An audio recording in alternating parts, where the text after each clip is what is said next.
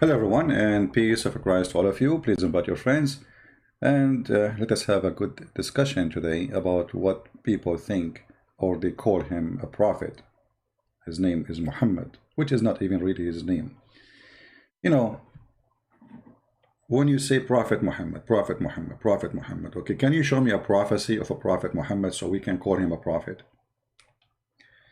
So this is a very simple episode. My Skype is open, and we invite Muslims to call us. Actually, we have the guy who last time he called me. You know, he texted me. I don't know if you want to call. Let us see. What is the prophecy of Prophet Muhammad? I mean, Prophet Muhammad, but he have no prophecy. You know, like, look like I'm a prophet too, because I have no prophecy. Let us see. We will take the first one in the list. If you are a Muslim, feel free to call me. It doesn't matter how big you are, by the way. The bigger is better. Oh, this guy, look, his internet is not working, maybe. It's not connecting.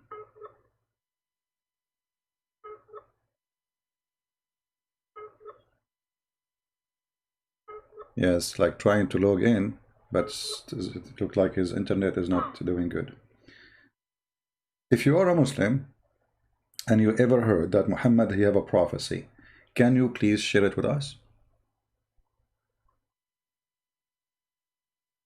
Because it's very embarrassing that we have, you know, hundreds of millions of people call a man prophet, but yet he have no prophecy. So where he got his title from? Is that something we can purchase from eBay? Is that something anyone can claim? Is it something, you know, just talk is cheap? Anyone can say he's a prophet. Any Muhammadan, my Skype is open. You can contact me. You can text me first if you want, and I will call you, just to avoid many calls at the same time.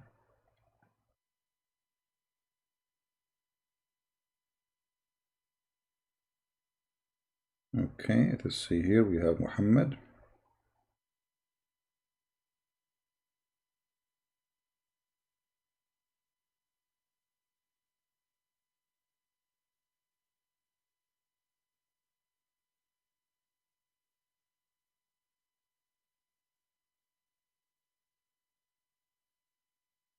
Let us tell him.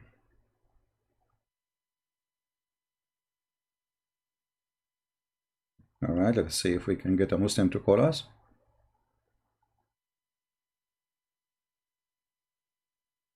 Somebody saying why you don't put the money sign to donate. You know, YouTube, they always fight me, so it's not active because of YouTube. However, if you want, you can go to Patreon and people can donate, if this is what you're asking about. It's very easy, and actually in Patreon is better, because in YouTube they take most of the donation to their pocket, you know.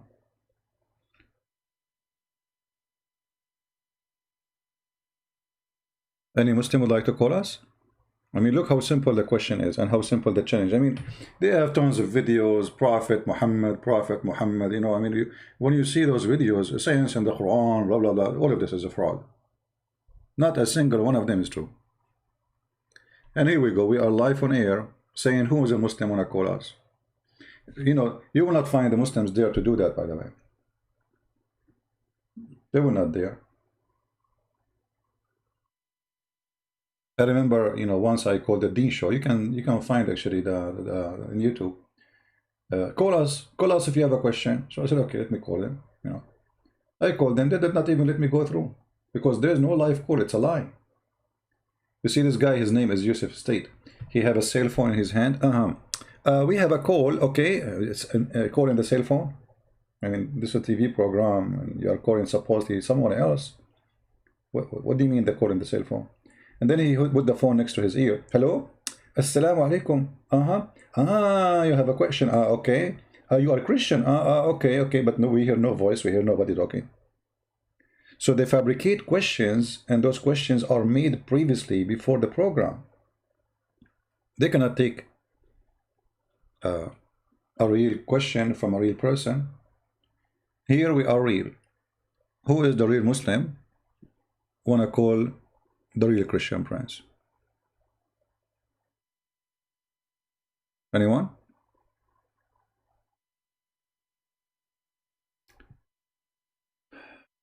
Muhammad, he predicted, will fight against the Roman. Actually, you know, Muhammad will fight, Muslims will fight against the Roman. Muhammad, he predicted that the Arab of Mecca, they are the one who will open Constantinople, but the one who did that is the Turkish. And Muhammad, he says, avoid fighting the Turkish as long as they avoid you. So where is that? The one who will open Constantinople, it was the Arab of Mecca, not a single Turkish between them. Right?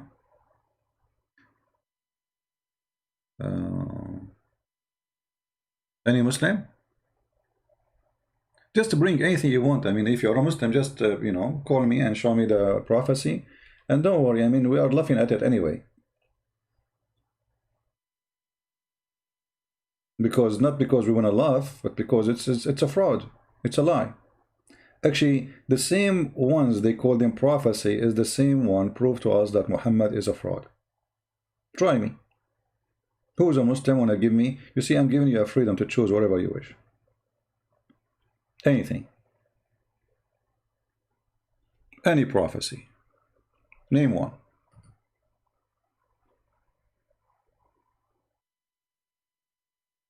Right? Anyone?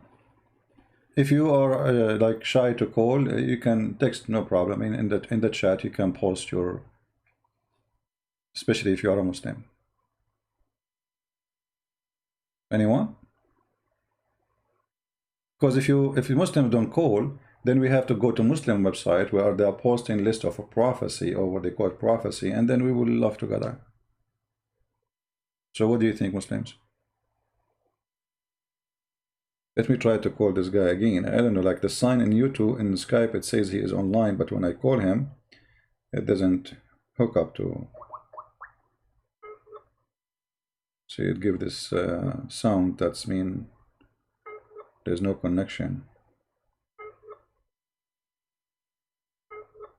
Anyone?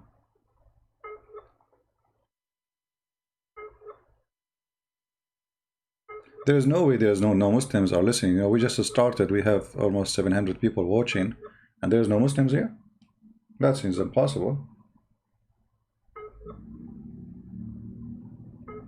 Right? Who is a Muslim want to tell us why you think Muhammad is a prophet? What is a prophecy? And don't worry, you know, we will have a nice conversation. We are not here to fight. We are here to discuss. If you are right, you are right. I mean, nobody can make you wrong. You know, always the truth will reveal itself. No matter what people try, you know, if somebody trying to bully someone, like they say bully, you know, a bully will not hide the truth. You can do bully. Like Mimi, when he was in the stage with David Wood, he tried to bully David Wood in order to cover the truth. But later everybody is laughing at him, you know. You cannot cover the truth by bullying, you know, by using the strategy of bully. You want to be bully, no problem. Anyone? Okay, look like there's no Muslims would like to share with us any of the prophecy of the self-proclaimed prophet. Let us go to Muslim website and see some prophecies. All right. I just search in Google. I mean, I don't know, like there's many websites, but the first one that came in my way, I found this one. The prophecies of a prophet Muhammad, proof of a prophethood series. Okay.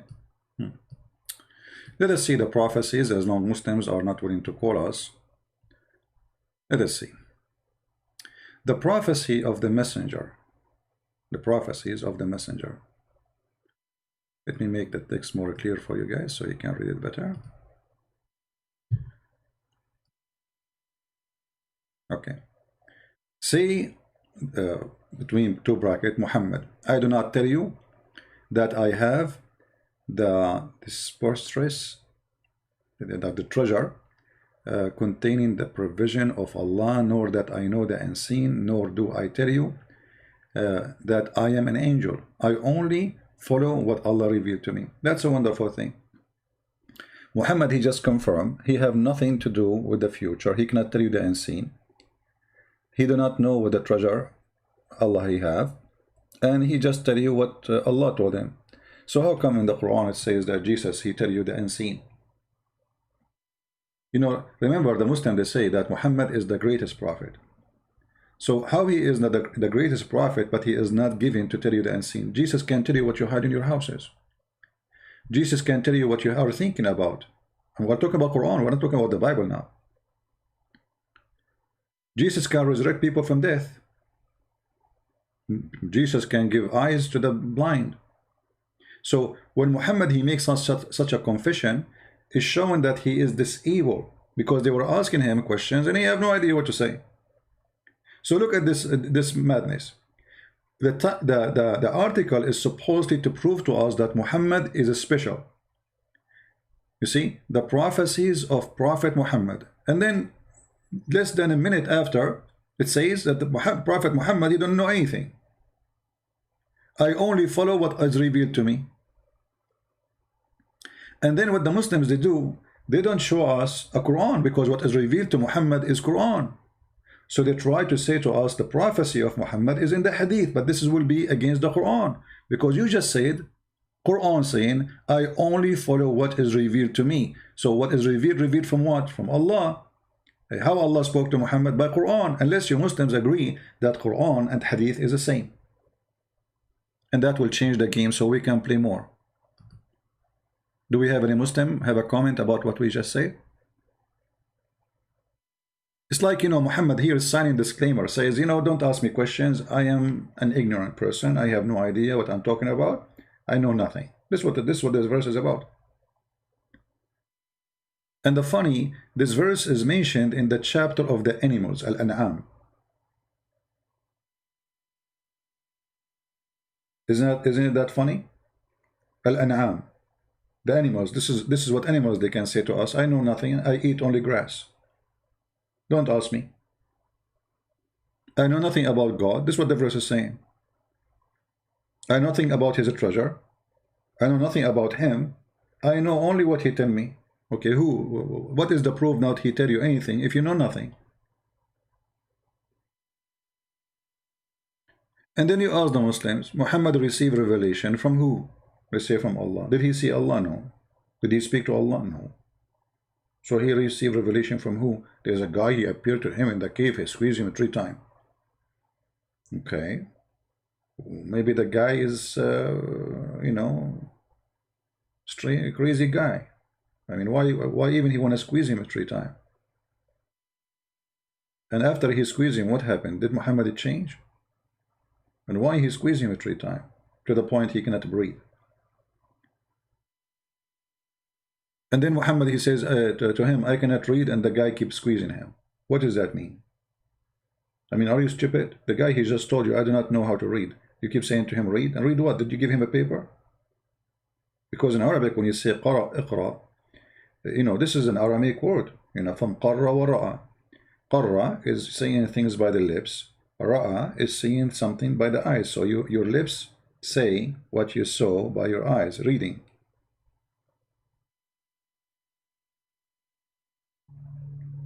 I remember once Muslims, they made videos, like they gathered like a bunch of them to refute me supposedly.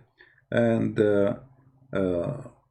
they said the word qara'a does not mean read. I said, okay, let us go with this theory.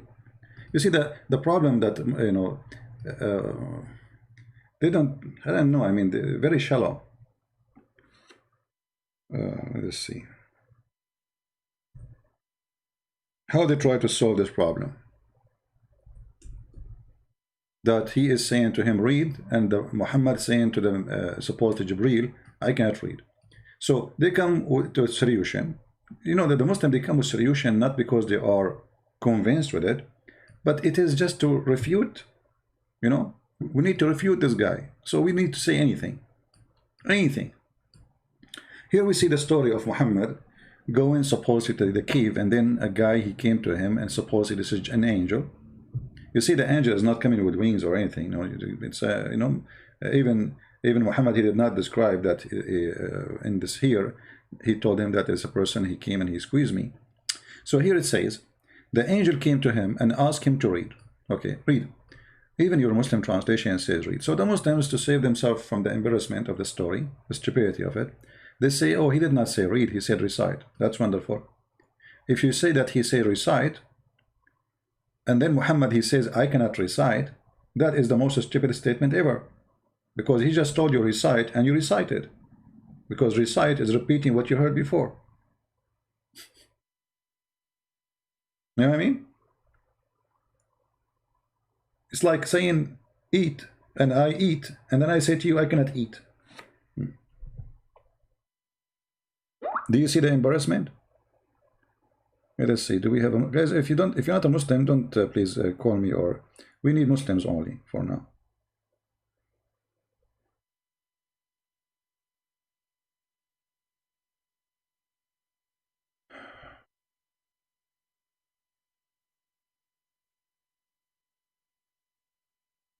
If you are not a Muslim, don't call me. Not now. Tomorrow we take calls from Christians in the other account. By the way, tomorrow we will be in the Quality of Life account. So if you want to join us, there's a link down in the info.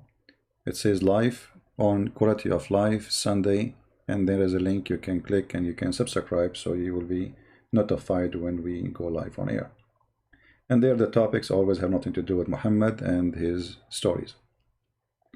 So, you know, a Christian prince, he recited, recite, that's mean Muhammad is a fraud. Because when you say to a person recite, that's mean he already knew what he will repeat. Recite is you saying something from your memory. And it's very silly actually. Let us say, okay, I will give you a solution. Maybe he says repeat after me. Okay, how you say to him, I cannot repeat? You just did. He just said to you one word, اقرأ. If it's mean recite, you say to him, I cannot recite, you just did. So the story from the beginning is very silly, very stupid. It's not even good for a 6-year-old kid. It's not convincing. And you know, these I mean, like, there's kids are amazing. And I remember once I was talking to a little girl. So, you know, I was speaking to her in her age. She's like 5 years old. I said, do you see this broom? This is the one they fly with it. She said, you think I'm stupid? This is only in the cartoon.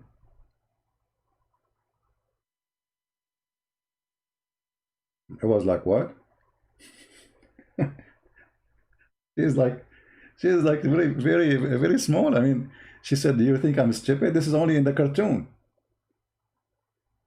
Sadly, there's a billion human being and more. They believe in the cartoons of Muhammad. This is cartoon. This can happen only in the cartoon. A prophet of God, you know, he should not tell a story which is embarrassing.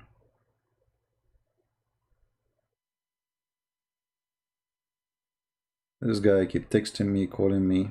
Are you a Muslim? His name is not. So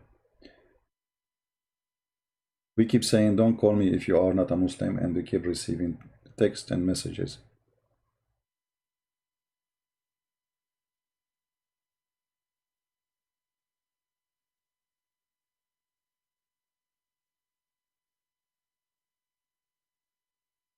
Any Muslim have anything to say? So from the start, the story of Muhammad does not make sense. It is silly. There's no intelligence in the story.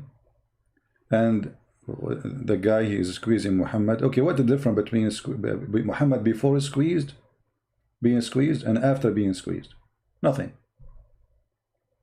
Muhammad even did not understand what's happening. So what's the point of this?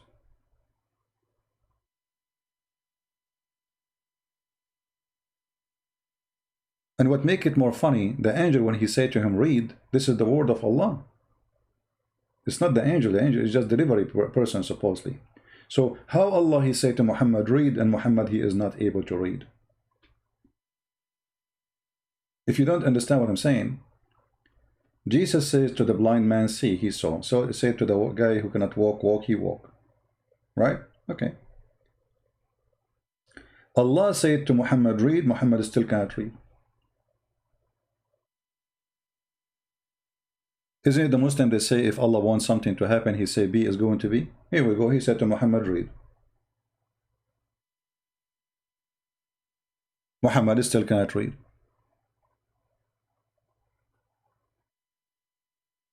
Like once I wanted to be a prophet like Muhammad, so a Bedouin, he came to me. This is a story Muhammad he mentioned, by the way.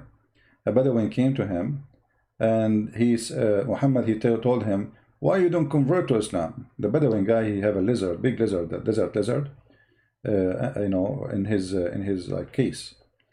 So the Bedouin he said to Muhammad, if this lizard convert, I will convert. If this lizard say Shahada, I will say Shahada. And then the lizard came back to life, brother. And he said, Ashhadu an la ilaha illallah in Arabic. The lizard. And then the Bedouin, he converted to Islam. Oh. Who in the world want to believe in such a stupid story? And why this story is not in the Quran?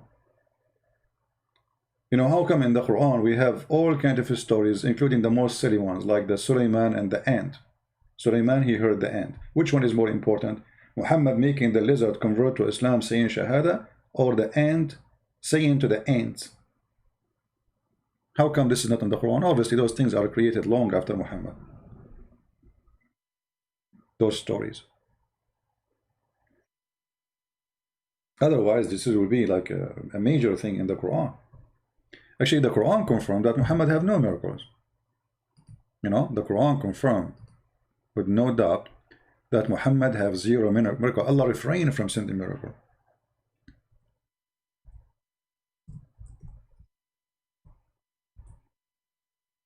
If we go in the Quran, it says, nothing refrain us from sending miracle in chapter 17, verse number 59. As you see, Allah, he confirmed, supposedly, Aka Muhammad, because they keep asking him, where is the miracles? Where is you have miracles? All prophets have miracles. Where is yours? So he said, and we refrain from sending signs only because the men of former generations treated them as false, which is stupid to say, because the Jews believe in all prophets of the Jews, and the Christian believe in both the Jewish prophets and the Messiah and the disciples of the Messiah, because they did miracle too. So it's a false, stupid excuse for those generations. They believe in the miracles, and Muhammad is showing a clear sign that he have no miracles, for he is a fraud. Do we have any Muslim who tell us a prophecy of the prophet? Until now we are, waiting. Anyone? Guys, invite your friends. We have only less than 900 yet. That means you are not inviting your friends. At the end of the program, we will give you a flying carpet which can carry the kingdom of Sulaiman. The whole kingdom of Sulaiman in a flying carpet? Don't you think this is too much exaggeration, Muhammad? All 600,000 chairs. And then all his animals. And all his war equipment. And all the food, the kitchens, the cooks. Here, the whole kingdom is flying. This is like, this is not even in the cartoon of Alibaba. By the way, to be honest with you, my grandfather, he used to have a flying carpet like this. My father, he got, because, when my grandfather, he died, they divide the flying carpet between his kids. And he have like 200 kids, So my father, he got a small portion of it. I used to take it when my dad is asleep, and I fly, like I go to Japan, in the morning, and then I go to Starbucks in Honolulu. No passport, it's a true story. I mean, who need witnesses? Brother, do you take a camera selfie? Brother? Prophet Muhammad, do you have a selfie at that time? I am the same. Hello? How come you believe in his stories?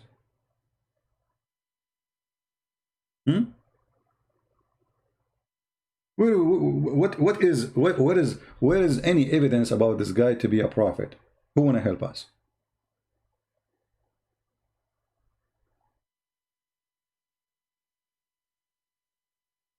Anyone?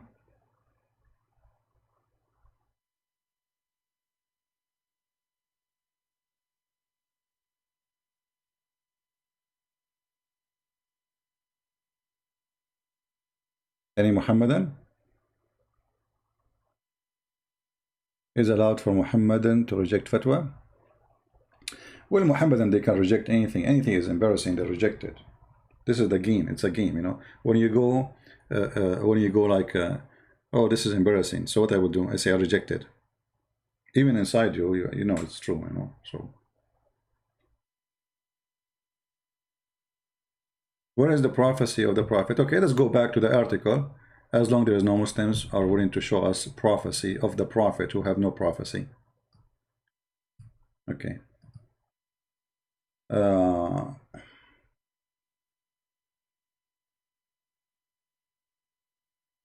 prophecies of the messenger. All right. Number one, the Byzantine will be a rebound. You know, I mean, this prophecy is so stupid to the point. Muhammad, he said that after the Roman, they became victorious. You know that? Let us go to the hadith.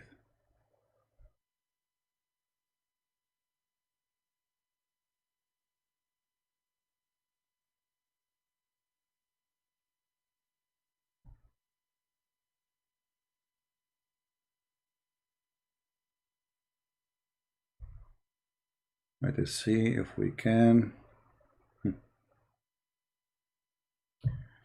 Oh boy.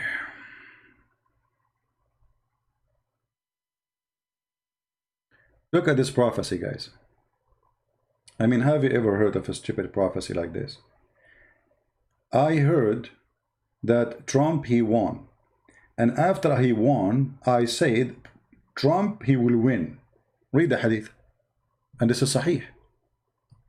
Abu Sa'id narrated, on the day of Badr, the Roman had victory over the Persian. So the believers were pleased with that. Then the following was revealed. Alif Lam Mim, the Roman being defeated, and then they will be victorious. Look at this madness. Oh boy. If we ask Zakir Naik, you know, about this situation, I'm sure Zakir Naik, he have a solutions for that. Very nice solution, you know.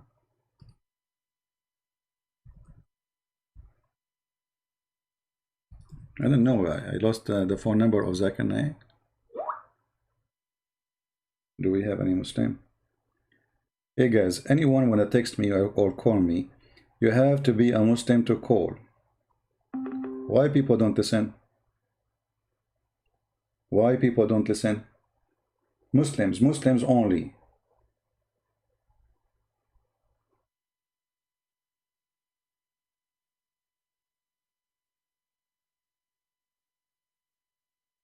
Do I have to tell you one by one in text in Skype? Only Muslims can call? So, if we call Zakir Naik and we ask him about the prophecy of Prophet Muhammad, for sure, Zakir Naik, he is all knowledgeable, you know.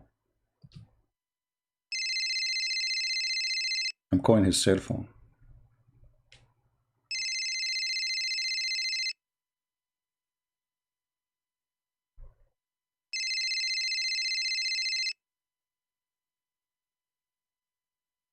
Hello? Christian Prince, I told you, don't call me. How you know it's me, man? You can see my phone number. First of all, even if you blank your phone number, I can see it. I can feel it. Trust me, I can feel it. Zakir Naik, you must be a prophet. How you know it's me? It's unbelievable.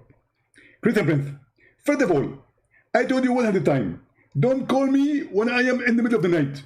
because this is a very sensitive time. Okay, Zakir Naik, I don't know, it's middle of the night for you. You are right, it's very late now. Sorry for, I apologize for waking you. We can go back to sleep, no problem. It's okay. Please, breath. You can't run away from me. I am a curse of Allah on you. I trained you. Okay, okay, no problem. The prophet, he have a prophecy about the Roman. Is that true? Exactly. But he mentioned the prophecy after the Roman became victorious. So how that make it a prophecy? There is something, it's called go flat back. Go what? Flat back. What does that mean? If you watch a movie, you will see in the movie they start from the end. And then they go to the front. Ah, like they start from the end of the movie, they show you like a scene. Exactly. And you are ignorant. So here, Allah, he go in the beginning, you know, in the end, and then he go back. Ah, okay. So the prophet, he was given a prophecy about the Roman will win after they won because he was using cinema tactique on Hollywood. Now you are getting smarter. And now I respect you. Finally, you are thinking and you are using your brain. But hold on. But how this can be called a prophecy then if he said that after what happened? First of all, we can call it prophecy because at that moment nobody knows that they are victorious. But it says here that all the Arab there, they knew. And the believers rejoice when they hear the news. So even the believers heard the news before Muhammad. Exactly. But the truth is that the prophet is the only one Allah he revealed for him the verse. Ah, okay, so it doesn't matter who knows about it before Muhammad. But Allah told Muhammad that the Roman will be victorious, and this is after they became victorious. And this is make it a prophecy. Exactly. Because at that moment nobody knows. What do you mean nobody knows? Everybody knows that they were victorious, including the Roman. You are stupid and you know it. I am telling you, at that moment nobody knows except the prophet. They knew that the Roman became victorious. This is true. Everybody knows. And even the news came very late for the prophet. But this does not say anything. This is a prophecy. Zakir Naik. So if I make a prophecy right now, saying Zakir Naik, he live in Malaysia. But you post videos already saying that you are there, and you make live broadcasts from there. So everybody knows that you are there. So how this will be a prophecy? I'm prophesying that you will go there, but you are there for the last 4 years. How that can be a prophecy? Christian Prince, in your case, it's a different story. Because first of all, I am not in Malaysia. I am in Malaysia country. Not in the map, not in the name.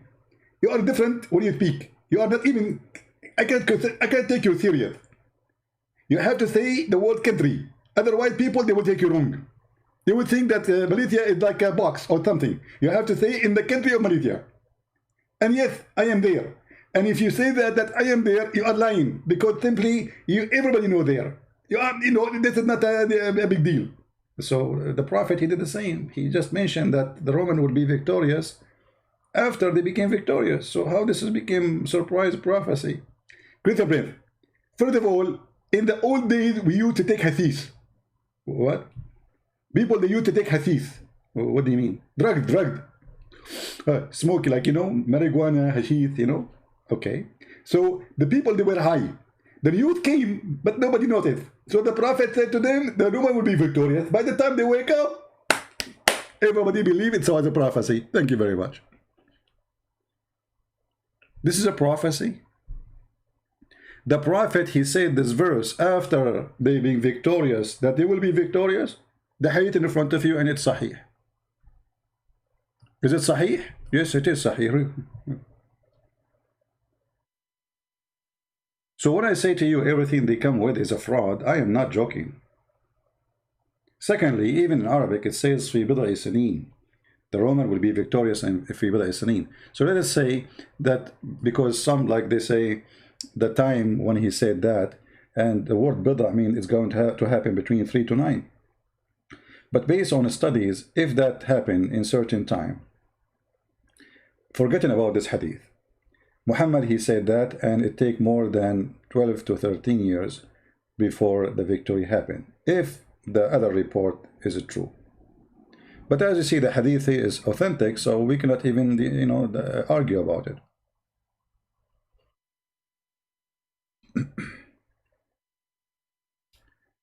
All right, I think it's time to block some people. We say to them only Muslims and they keep calling. Let me block you.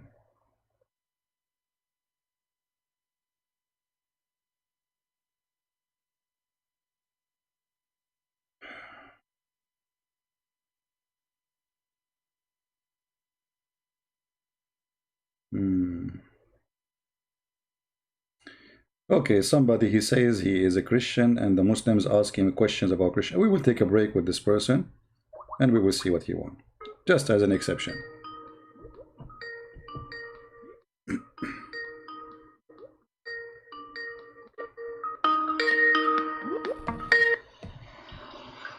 Hello? Hello?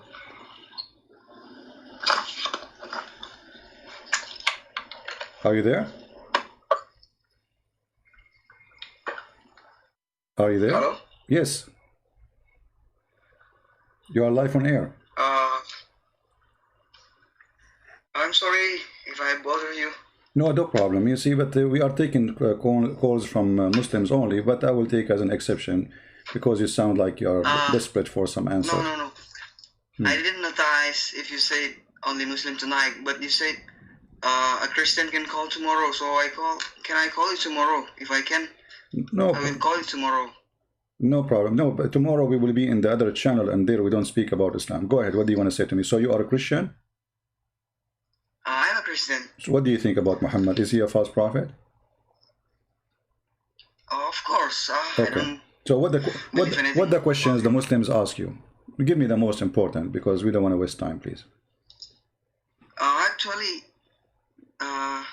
the things that Muslims blame about Christianity in my country, it's not about a Muslim, it's about a Christian. So I guess it's match. It is match if we talk about it tomorrow, because your channel tomorrow. My friend, we don't talk about Islam. Here we can talk about it. So give me what they say to you. About Christianity. Okay, tell me what they say to you. Okay.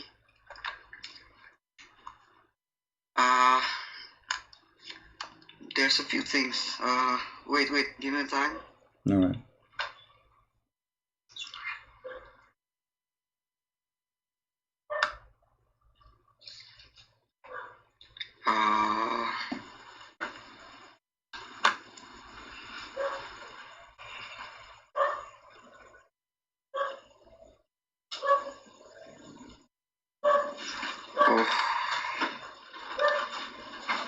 Okay, my friend, by the time you find the questions, we will go to sleep. Take care. I mean, what is this?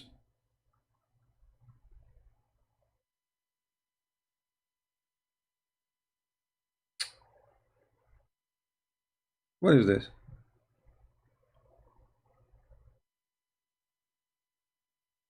Like, if you see the text he's sending me, like Muslims asking questions like, please. So I said, okay, let us, give him time. And then what are the questions? You don't know. We have Muslim Abbas saying, please read the Tirmidhi and tell me if this 31:5 was not a prophecy. What 31:5 not a prophecy? Abbas, we are reading a Tirmidhi. And in front of us we have a Tirmidhi. This is a Tirmidhi in front of your eyes. Isn't it?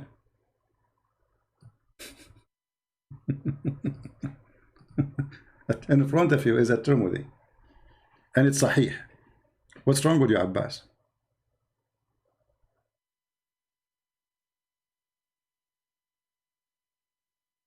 Secondly, if I say those Roman and the Persian, they have a 300 years war. They lose, they win, they lose, they win, they attack each other, they lose, they win, they lose, they win, etc. So if I say they lose now, they will win later, well, this is not a prophecy, this is Djupet actually. Because they lose many times and they win many times. But the final victory of the Roman took long. Right? This guy is a Muslim. I blocked him. I thought, because I told him, okay, hold on, I need to find his name now. I blocked him. I think I blocked him. Okay, no, he's not.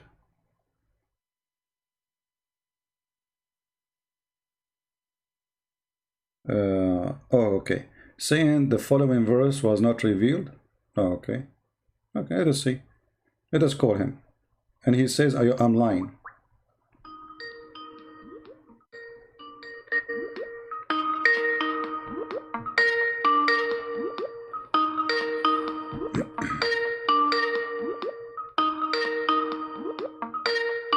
So he called me lying, but he will not answer now.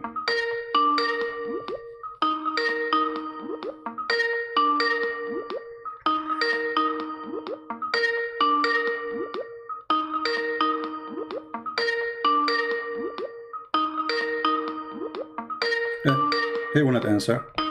So they call me liar, but they don't want to confront me. You see?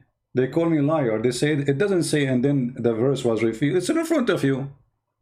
Read it. Then the following was revealed. I mean, imagine he is texting me and Abbas in the chat too. Potatoes. They are saying, it doesn't say that then the following verse was, it says in front of you. This is your Islamic translation. And as long as you are saying to me, read the Tirmidhi, well, this is the Tirmidhi. Isn't it? This is a Tirmidhi and this is Sahih. Do you see it? So this is how the prophecy became fulfilled. It's a stupid statement. Muhammad, he made the prophecy after things happen. And this is the prophecy being fulfilled. What we can do. And this guy who is calling me liar in Skype, he is saying, it doesn't say that. It doesn't say that, CB. It's in the front of your eyes. Are you blind? Read carefully. On the day of Badr, the Roman had victory over the Persians.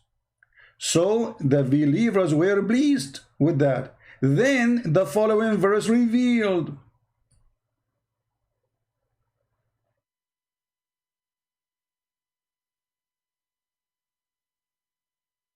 And the funny, they say to me, read the Tirmidhi. This is the Tirmidhi.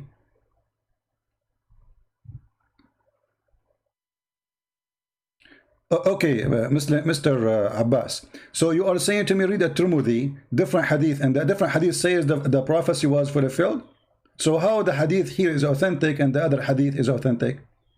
Which one is authentic? If you say both, well, that's mean Islam is stupid. What do you say?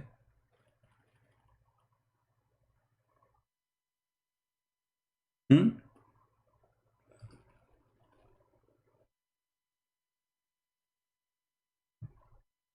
you want to call Abbas and read the Tirmidhi for us so we can laugh together? And you can read the Tirmidhi, the one you want.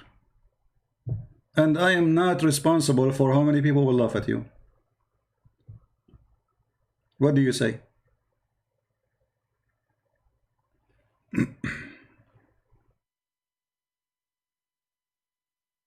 Anyone? You know, the signs of corruption is so clear. As long as you accept the book of Tirmidhi, and we are reading for you from the book of Tirmidhi, and it says here Sahih. But this is a problem for you. So what do you do now? You want to jump like a monkey. Oh, read the other one. So what the other one will do? What exactly the other one will do? You Muslims have hadith up to the request. It's like a menu. Either your prophet said that or he did not. If he said that, this is stupid.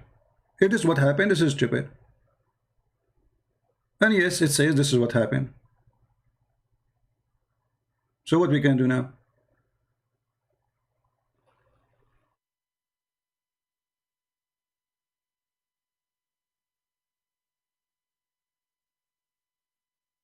Anyone?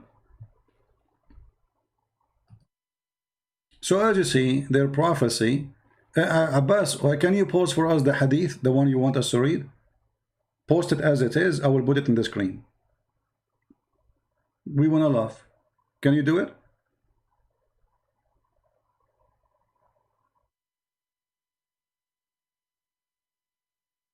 Abbas only count hadith which is not against Quran.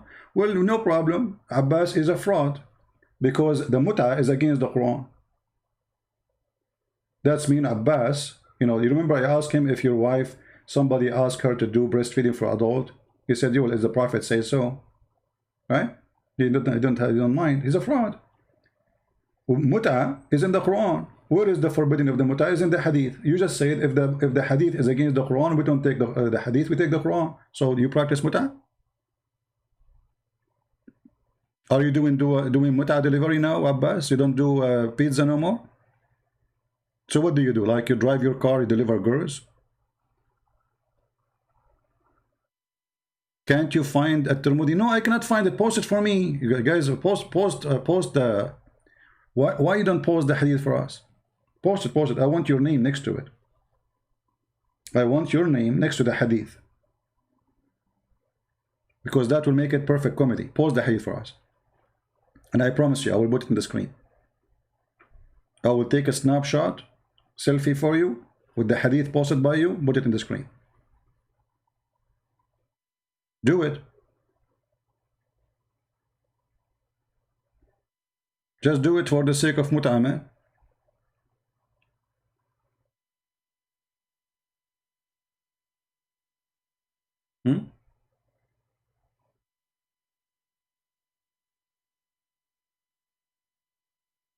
Consider yourself doing mut'ah. Pause the text.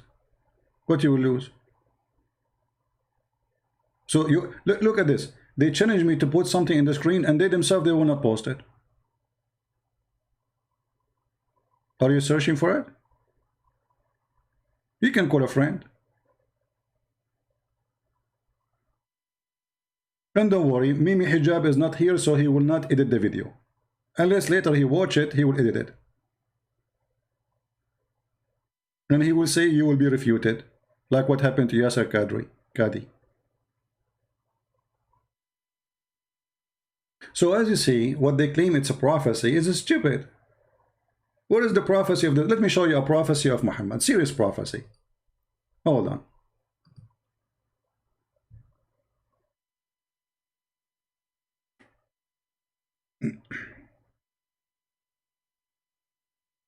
I mean, how Muhammad knew this unless Allah he told him?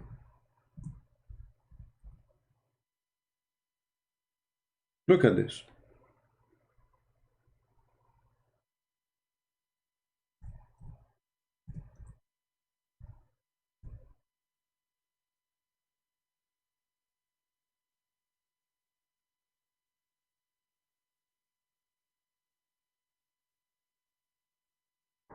Look at this prophecy. How Muhammad knew? This is science, brother. Muhammad taught by Allah the science of biology. How the baby is made. First in the Quran, he says the sperm of the man coming from the backbone. And by the way, that's true, brother. I have a friend, his backbone hurt him, and he don't have babies. I'm just joking. The Messenger of Allah said, the man water is thick and white, and the women water is thin and yellow. So Muhammad, he think that women have yellow liquid in their private part when they have sexual intercourse. He think this is the sperm of the man. And whichever of them comes first, that child will resemble it. Why Muslims don't make a article about this amazing prophecy? And now, by the way, like thanks to the Prophet, you know, I can get married because I was afraid if I get married, and then what if my son look like me? That's disgusting. But now I know the trick. I will make my wife have orgasm first, and then the baby will look like her. Hello. Finally, I can do it. Before I was worried. My son would shoot me. He grew up, he says, look at me, I look like you. I say, son, it's not my fault. He said, why no, they will look like me. He said, if you follow the Prophet's step, I will not look like you. So now, if you are an ugly person, you are not good looking, maybe your wife, she is good looking, or vice versa, you know what to do, my brother. Brother, this is the biology of the Prophet. prophet he knew this?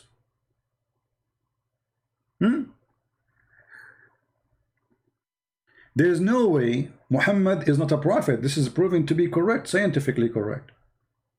It's the water of the woman in her private part which is yellow. And why it's yellow, my friend? She is infection or what? Why? What is that? You see, for me, I was reading all was yellow, and then they told me, I don't know about this stuff. Like, yes, it's true, I have like 10 degrees in biology, brother, like Muhammad, you know, but I did not go to university and study that. So they told me that women who have such a thing, yellow, it's mean they have infection. So Muhammad, he think that women who have water in their vagina when they have intercourse, that is what caused the baby to look like. And he is talking about washing it. This is outside. This is not inside the body. This will decide how the baby look like. Don't you think this is too much? What happened to Abbas? Where is the hadith, Abbas? You could not find it, Abbas?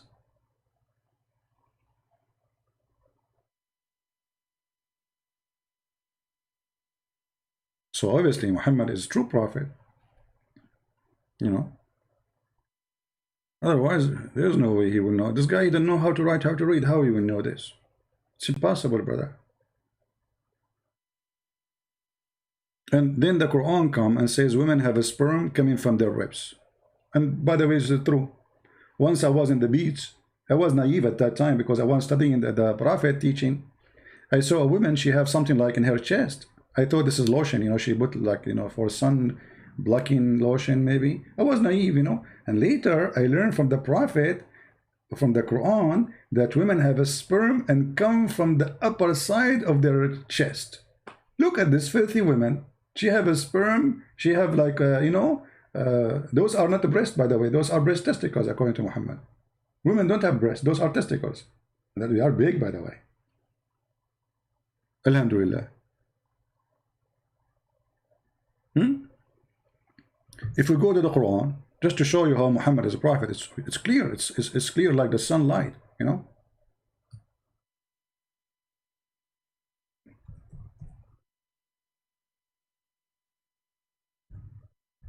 How you can deny that? I mean, we cannot. I mean, stop fooling yourself. Muhammad, obviously, is a prophet. Chapter 86, verse number 7. It's a gushing fluid coming from between the backbone and the ribs, the backbone of the man and the ribs of the women. How Muhammad knew this? That's amazing. And thank God I am still single. You go to the bedroom, you know, and your wife, she take off her bra. Instead of seeing breast, you see testicles. That's scary. And they are big.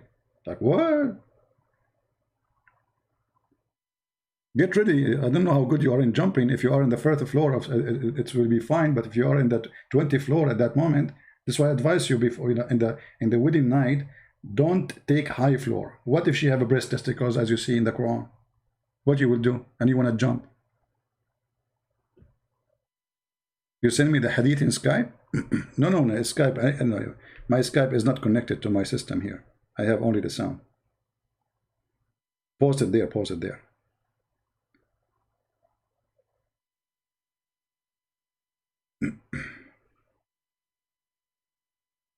No, you have to post it there. Okay.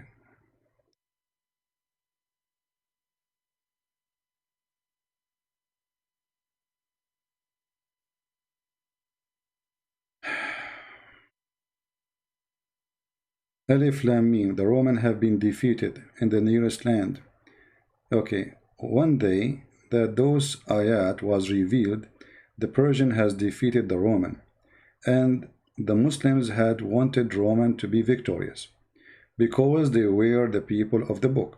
So Allah said about that, and that on that day, the believer will rejoice with the help of Allah. He help whom He wills. Okay, and then the Quraysh we wanted, but this is not a hadith you either. This is an explanation. Where is the hadith? I mean, do you see how stupid you are?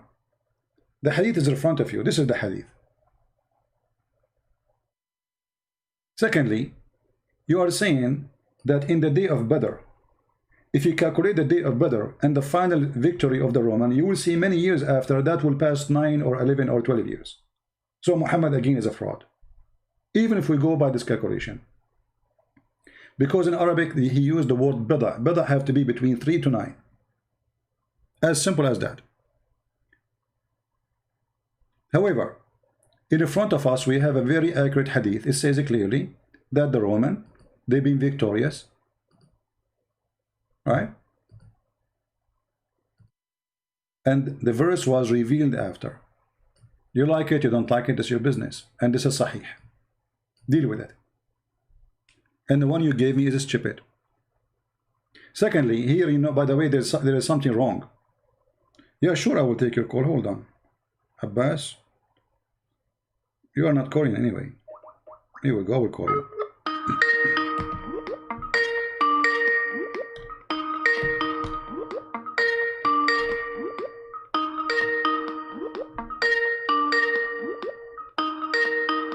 Answer, Abbas.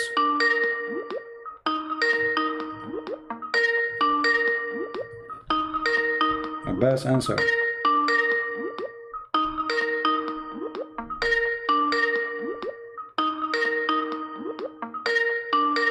What? Are you going to answer or what? Okay, hold on, let me mute.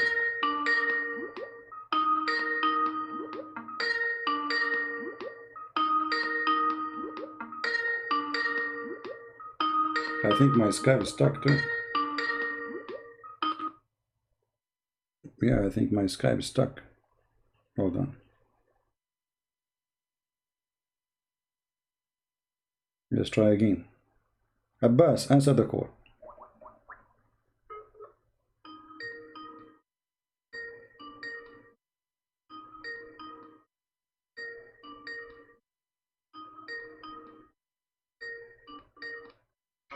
Yes, Abbas, go ahead. What do you want to say to us? I'm calling you from the other. Can you take my call, because on this one I don't have headphones. I'm calling from the other number. Can you take my call, please? You are not calling me other number. What number? What is the name there? What is the name there? How I know it's you? Is that you, Susu? You call yourself Susu? Who is this Susu? Hot Susu. Abbas is the hot Susu? What is that? Alicia. Abbas is Alicia now. Amazing.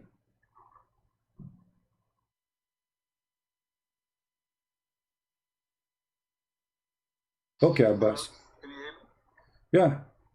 Go ahead. Hello, CB, can you hear me? Yes, I hear you, Alicia. Go ahead. Yeah. Right. Yeah. Okay. So, why you didn't read the hadith I gave you, man? Because that will expose you. Go ahead, read it. No, you see, I'm looking for it here in the screen to find it, so we can put it in the screen, so we can laugh together. You know. No, that's okay. People can hear it. Just read. Okay, go read it. Okay, go read it. Read it. Okay, go read it. Go ahead, read it. Here we go. You are with me. It's a very long hadith, and I'm pretty sure you know about this hadith, but you... My friend, the hadith you gave me, first of all, is not even a hadith. Secondly, we have a Tirmidhi. We have a Tirmidhi, the same book, authentic, saying that the verse revealed after they've been victorious. How you can refute the first one? And I gave you the hadith, which is in detail. Okay. So which one you're going to take? My for friend, your own advantage, you're going to take something. Is the one you gave me is sahih? Of course, it's sahih. Okay, is the one I gave you? Okay, is the one I gave you is sahih? The one you read is sahih, yeah, but this one in detail. So okay, hold on. So read with me carefully. There's no difference. Obviously, this is what happened. No. Read carefully. Here we go. Okay, you see, because there is. You see, the difference is that you are a fool and you think there's a difference. Here we go. This is the same writer.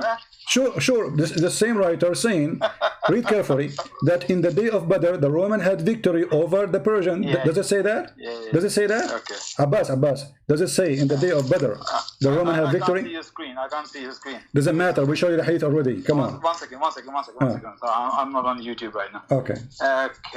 Okay. One minute. Because I'm using this is my iPad. I'm calling you from No the problem. phone I'm using All right. for looking up for the hadith. All right. So that's why. One second. Just one second. Wonderful, no problem.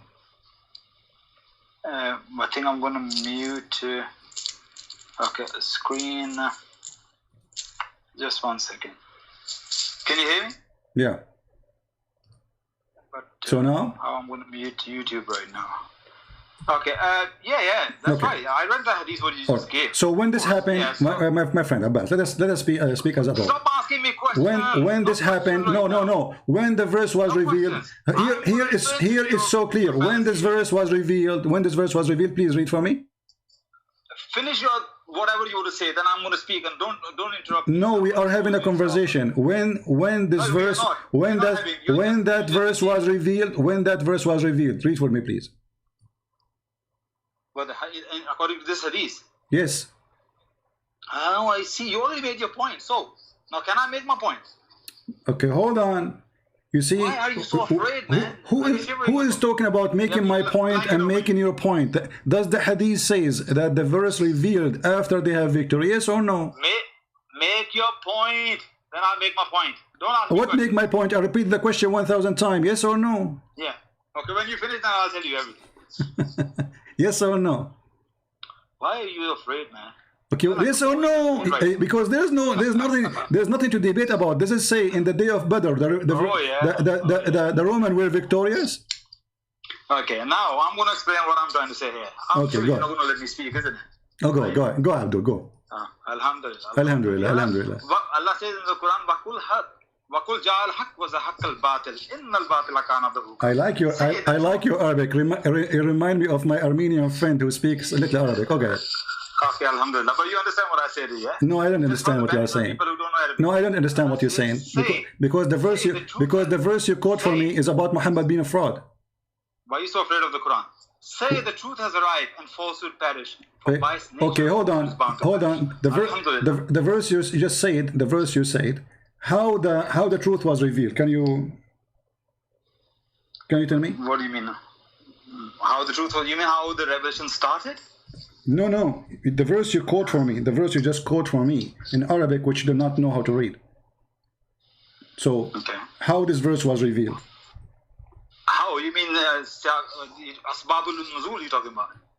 You tell me how this verse was revealed. I don't know the Asbab Nuzul, but it's a fact. By killing people. So now if we have a debate and I have a gun, I shoot you, that will make me a person who have the truth on my side. This is what you are saying to me. Oh, okay. Educate me. When was it revealed? No, you're making the point.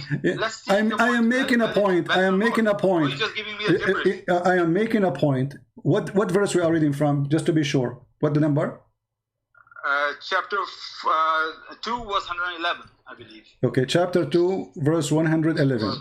Yeah. Are you running away from this Tirmidhi hadith? No, we are going to laugh at all of them. We are here. Just We are remind here. me, I'm going to come back to repeat you. 111. You said 111, right? Can't. Chapter 2 was 111, I believe. That's All what right. it is. Okay.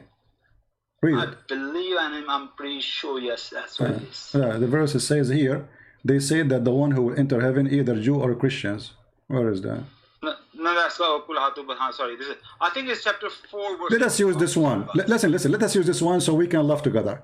The Christians. Hold on. Just to show you how stupid your prophet is. You just quote for me a verse. You do not know the number. So by mistake, you quote for me a verse will destroy you and destroy your prophet. It says, they say that the one who will enter heaven, the Jews or the Christians, say, bring your proof if you are truthful. Is it the Quran says the Christian and Jews will go to heaven? Some of them, not all. No, it doesn't say some. Does it say all? It says all. Yes, it says all. Let us go to the verse. Yeah, you know, here we go. Yasser Kadri is trying to learn Arabic. Okay, let us see. Surah Al-Bayyinah is... Okay, hold on. Read for me. They're going to be in a hellfire. Read for me. Does it say all or no? Sorry? Does it say all the Jews and all the Christians will go to heaven, and even the Sabian? Chapter, absolutely no. the same chapter, chapter 2, verse number 62. Even all Muslims not going to Chapter 2, okay, read, no problem, read. Chapter 2, the same chapter, chapter 2, verse number 62. Chapter 2, verse 62. Yeah. Are we changing the topic here right now? No, we are not. You know, we are not. You showed me nothing. Okay, what you are showing me, Abbas, what you are showing me, you are telling me that we Muslims are a bunch of idiots. We say something and we say the opposite second page. This is what you are saying to me. Thank you. No. Well, here we go. Okay, if you want, we can go back to that topic. Does it say in the hadith that this revealed after they being victorious? Yes or no? No, and never. What do you mean no? Read it. Okay, here we go. Read it. Okay, read it. Read. Okay, read it. Read it. No, read it. Read it. No, read it. Read it. Read it. No, read it. Read it. Read it. Read it. It's in front of you. Do you know the reason? In which day, Abbas, in which day, let's make it simple. In which day the Romans were victorious? Okay. In which day? May I allow to speak? What's wrong with you? We are talking. You see, you quote for me the other verse. We go there. You are saying, "Are you change topic?" We go back here. You want me to speak? No, but you're not letting me. I'm asking you, in which day, in this hadith, do you agree with this hadith? Yes or no? First, do you agree with it? Yes or no? Yes or no, again. Do you agree? Because we don't wanna make it. You're trying to confuse yourself only. Either you say you agree with it. We want to know your point, where you stand. Do you agree with this hadith? Yes or no? Oh, not with your understanding. I understand the hadith. I'm asking you, not my understanding, your understanding. Do you accept this hadith? Yes or no? I accept hadith with the context, of course. This is not a question. Do you accept this hadith as it is? Yes or no? This hadith is not in full context. That's what I'm telling you. My friend, the full contact or short contact, does it say on the day of Badr the Roman had victory over the Persian, so the believer were pleased with that, and then the following verse was revealed? Does it say that or not? Okay. Again, yes or no? Am I allowed to say anything? What do you mean you want to say anything? What do you mean you say? Does it say that or no? Okay. Does it say in English, Abdul, you speak English very well, better than me. Then the following verse was revealed. Does it say? That's not a compliment. Does it say then? Does it say then? What? Does it say then the following? Yeah. Again, yes or no? Was revealed. Does it say, okay, no, I don't want to waste my time with kids. You're a kid. No, just get, no, get up. No, you're just a kid. You're wasting my time. It says that in the front of you. We'll debate about what. So, what, the way to get away from this garbage is to say, I will show you other hadith have more details. What details? Here we go. It says in the day of Badr, the Romans were victorious. And the believer were pleased with that. And by the way, here you will see the stupidity of Muhammad. Muhammad, in the beginning, he was a hypocrite man as usual, all the way to the end. But in the beginning, he was trying to say himself that he is close to the Christian. Actually, in that moment, Muhammad, he was claiming to be Nasara. Otherwise, what he have to do with the Christian being victorious? Isn't it the Roman is the same one? Muhammad sent letter for them, convert to Islam or I will kill you. Why he is pleased that they are victorious? If they are kuffar anyway. What he have to do with the Christian to be pleased if they are victorious or not? But because at that moment, Muhammad, he claimed to be Nasara. He married from Khadija, I remember before. And in order to marry Khadija, you have to marry in a Nasara church. The Nasara will not allow you to marry their daughter unless you are marrying in a church. Church of the Nasara, like Jehovah's Witnesses cult. So Muhammad, there's no question, he was claiming to be Nasara. And now, when they start making fun of him, the Christians, they are defeated. What do you say? Muhammad, he responded that Allah told him that they are defeated, will be victorious. When? In the day of Badr, when the news came that they are victorious already. And the story in front of you. And then you want to say to me, there's more details. More details, what do you want more? It says here, it's giving us the date. It's given us which day. It's given us when it was revealed. It was after they rejoice, not before. After the believer rejoice. Why the believer rejoice? Because they had victory.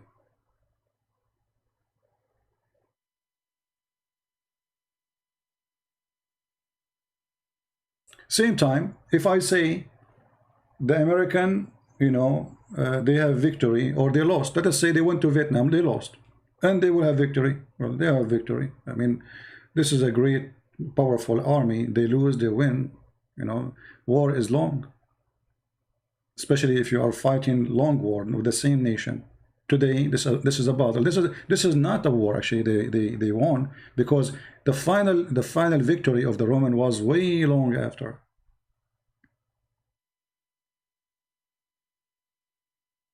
And it's very embarrassing. He says to me that the truth come and the false been defeated. Okay, here we go, it's in front of you. And he said to me, it doesn't say that Christians, all of them, they will go to heaven. It says all the Christians.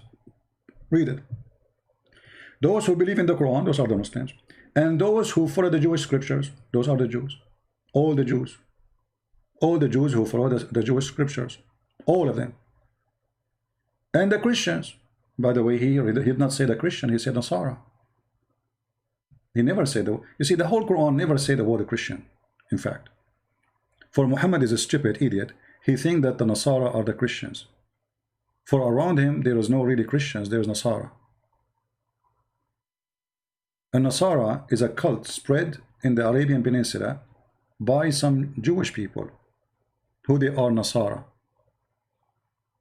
Those Nasara, they run away, you know, the Christian, they reject them. The real Christian, they reject them. So they escape where there is no Christians have authority. And Arabia was not under the control of the Roman. So they moved to Arabia. And they spread their cult there. And Khadija was Nasara, and Waraq ibn Nawfal was Nasara. And even the Hadith confirmed that. And if you ask any Arab Christian, are you Nasara? He will say no. Not a single Arab Christian, including me, will accept to be called Nasara. In Arabic we call himself Masihiyin or Masihi. If I'm speaking about individual, I say Masihi, which means from the name of the Messiah.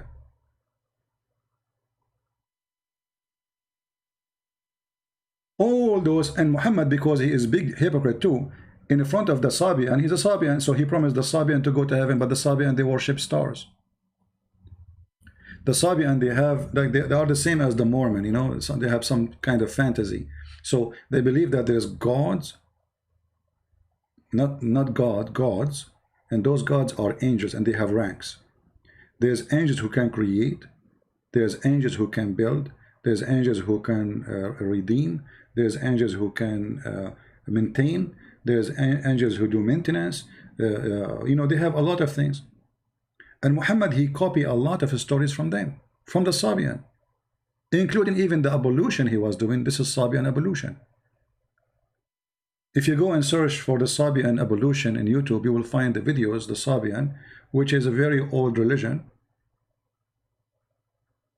doing ablution. You will see it's exactly as Muslims do the ablution today.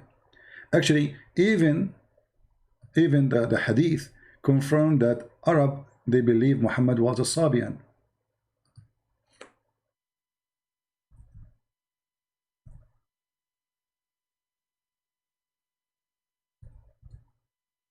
Let us see if we can find it. Hold on.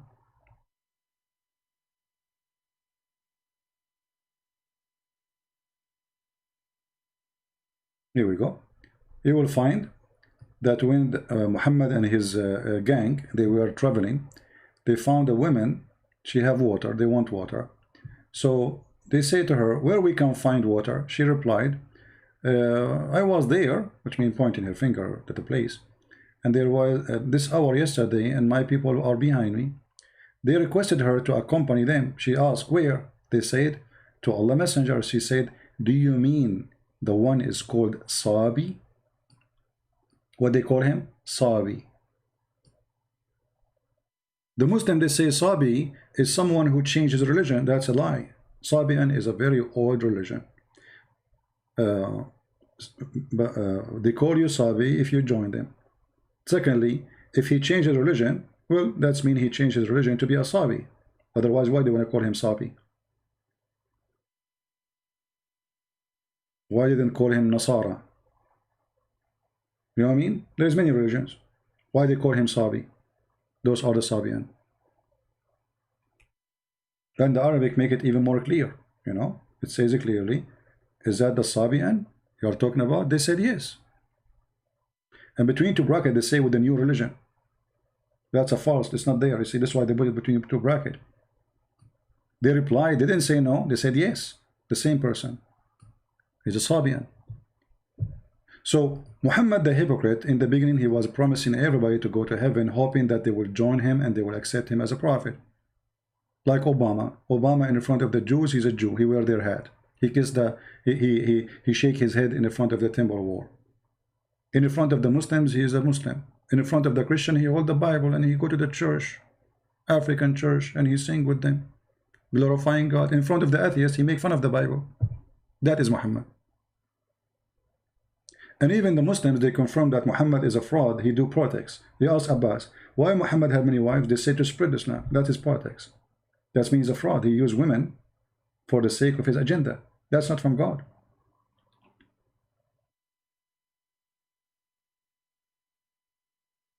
And the second you ask them, does it say that? He will not answer yes or no. I mean, why we need, you see this, when they try to explain a very simple answer, that means there is something wrong. Why you cannot say yes or no? Say yes, yeah, no. Very simple. Why you need to make a story and yes or no? They were not there. Is Sharia law is dangerous for non-Muslims? Sharia law is dangerous first for Muslims, before us. You know, this is why the Muslims, they don't want it. Do you know which country they practice Sharia law? I don't know any. I mean, there is some tribes in Pakistan, they are practicing that, where Abbas is coming from, and that's why he ran away from there. Some places in Afghanistan, maybe.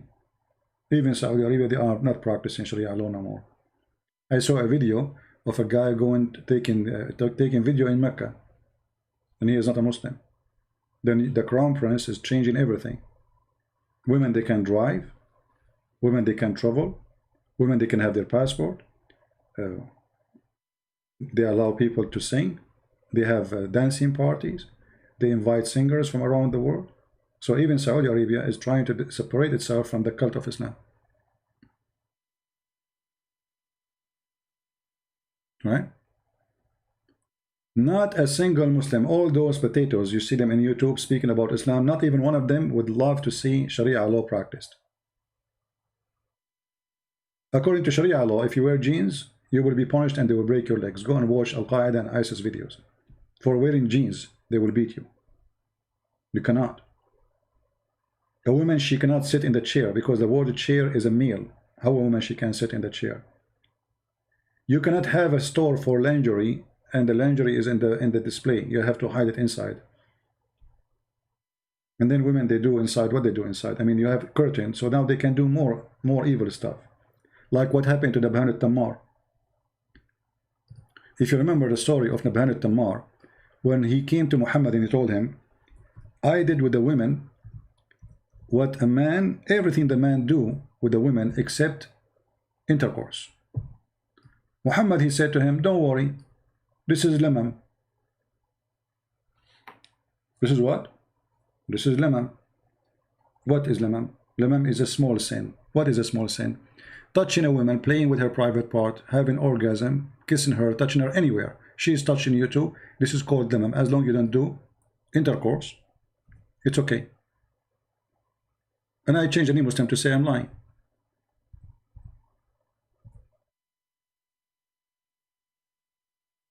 So when we say Sharia law is a joke, if a person he go home and he found his wife cheating with somebody, he need to bring 4 witnesses and they have to see the private part of the male go and, excuse my language, inside the private part of the female. How you can do that? So you cannot punish her. You have no right to do anything because you have no witnesses. Right? How a woman, she been raped, she's going to prove that she been raped? She need to bring 4 witnesses? If you read the whole Quran, by the way, you will not see even where it's speaking about rape. I mean, how such an important topic is dropped in the Quran? How the Quran did not forget to say that you can do lamam and it's okay. You can take a married woman. Imagine a married woman Not a separated woman, not a woman in divorce. She is in the house of her husband. They are married and they sleep together. She go to do shopping. She come to the companion of Muhammad, and he play with her, and he do everything the man he do with the women except intercourse. Muhammad, he gave in this verse. He says those who avoid the greater crimes, shameful deeds. This translation is very funny. Where is the lemon? Where is the word lemon? Let me change the translation. I mean, the translation of Muslims is really weird. You change the translation, you feel like you get a new book right away. Look at this. We just change the translator, both of our Muslims. And those who avoid the greater sin, and al-fawahish, fawahish, which is illegal sexual intercourse, etc. When they are angry, they forgive. What is that? Where is how you avoid it? How you avoid those? If you do lemon, you take a woman to your bed, you do with her everything, and this is not a big sin. Because he did not do intercourse.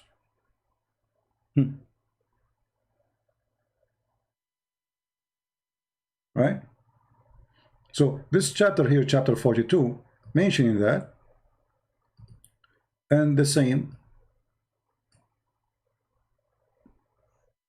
in chapter 53, verse number 32. Here he add, illa laman, they translate it as small faults. How this can be small faults?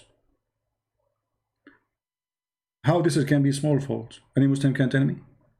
This is a small fault? Taking a woman from her husband, playing with her, having orgasm, and this is in Islam is a small fault? And this is not even considered as a sin? So why your wife, she wear a burqa? If a man, he can touch her, he can play with her private part, he play with her body, and this is a small fault. I mean, imagine they say the word is small faults. Let me show you the interpretation for the verse, so the Muslim, they will not say, oh, where it says what you are saying. Hold on.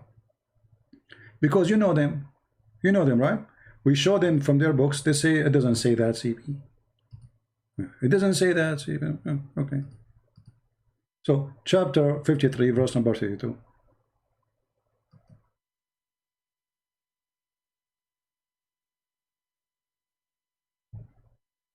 Give me a second.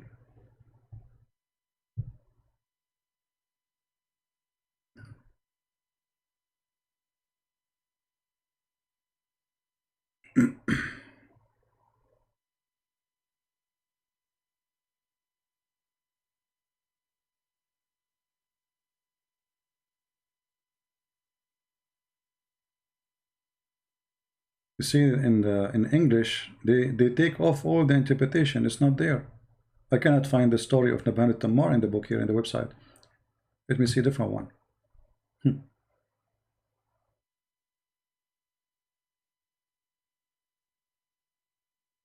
They took it off.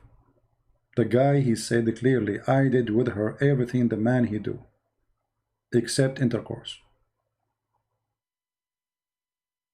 Now here we go, actually, but here they don't have the story, but let us see the interpretation of Ibn Kathir. Let us see what is al-lamam. Take a note, al-lamam. This says, al-lamam is the following.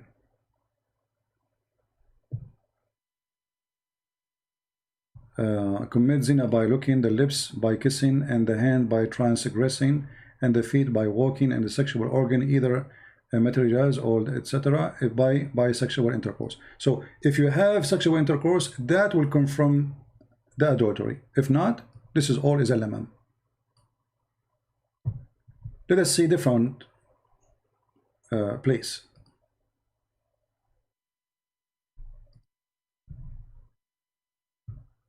The story about Nabhan Tammar is gone. Nabhan Tammar, Tammar means the one who sold palm fruits. So a woman, she came to him and she said, I have you know, I want to buy like some fruit. So he said to her, go inside. I have, you know, a lot of fruit, better fruit inside. So she went inside and looked like she is a bad woman. So they start playing.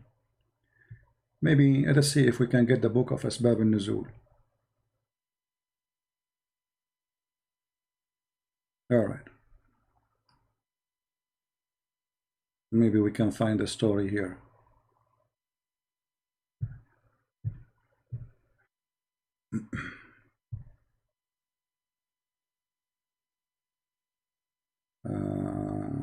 Look like the story is not in this one.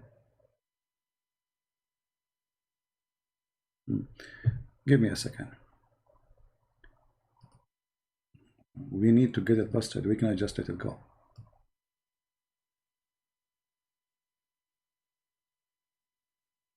That's to show you how the English books does not present what is written in Arabic. It's totally different.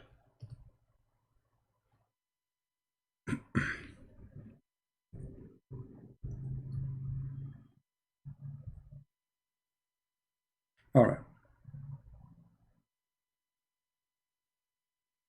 This is Tafsir al-Qurtubi. It says here, إن هذه الآية نزلت في رجل كان يسمى نبهان التمار.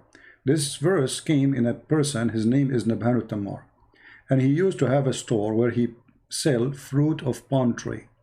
A woman, she came to him, and by the way, her husband was doing jihad. He's a Muslim, fighting for Allah, to come and to buy from him fruits. He said to her, oh, inside the store we have better than this. So she went inside, and then when she went inside, rawadaha, so he asked her to sleep with him, and then she refused and she left. This is here the story. And then he came to the Prophet. He said, let us see what happened. She refused what exactly? She refused to do intercourse, but he did with her everything. Read carefully. He came to the Prophet and he says, Ya Rasulullah, O Messenger of Allah, there is nothing a man does I did not do except intercourse, which means with this woman. Muhammad, he said, oh, maybe her husband is doing jihad, and this ayah came. So Muhammad confirmed that Lamam is touching the woman. He did everything with her. He did everything with this woman except intercourse. Muhammad, he told him this is a small fault, no problem. She is married.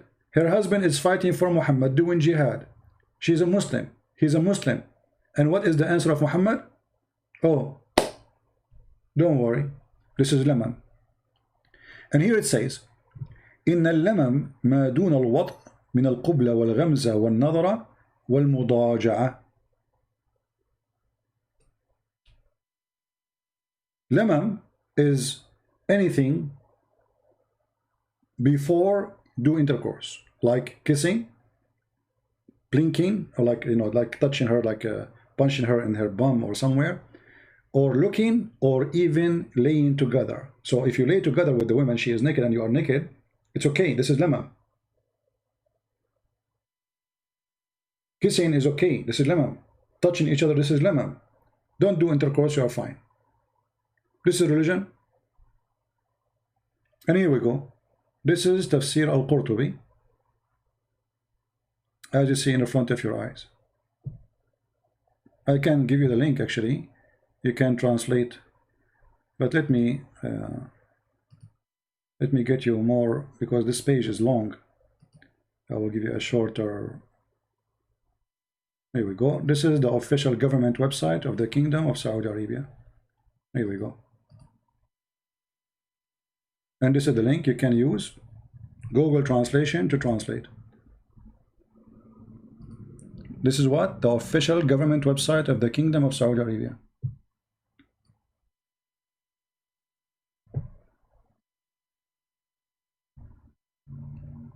So if you compare what the Bible says and what the Quran says, you will notice that they cannot be from the same God. Which one in the Bible it says, you know, if it's better for you to take your eye away from going to hellfire? Even Muhammad, he confirmed, even the hadith, even the stories, that if the Prophet, his eyes fall into a woman, her husband must divorce her. If Muhammad, his eyes fall into a woman, her husband must divorce her. Let me find you the reference.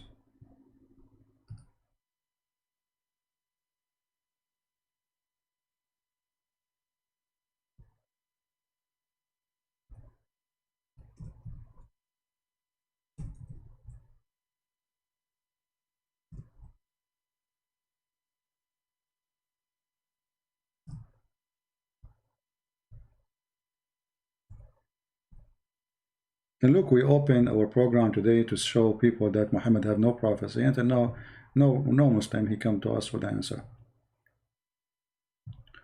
Okay.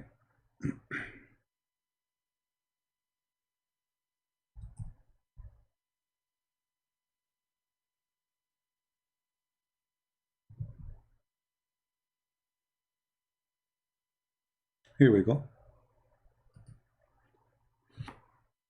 Here they are counting the privilege of Muhammad. Imagine the Muslims are proud about the privilege of Muhammad. Number 10, the privilege number 10. Actually, I will use Google Translation to translate. Number 10, if his eyes fall into a woman, eyes of whom? Muhammad, into a woman, وجب على زوجها طلاقها. If a man, if Muhammad, his eyes fall into your wife, you have to divorce her immediately. Let us open it in Google browser, because I'm not using Google browser now, and use Google Translation. Does it say what I'm saying? Absolutely. Let us see.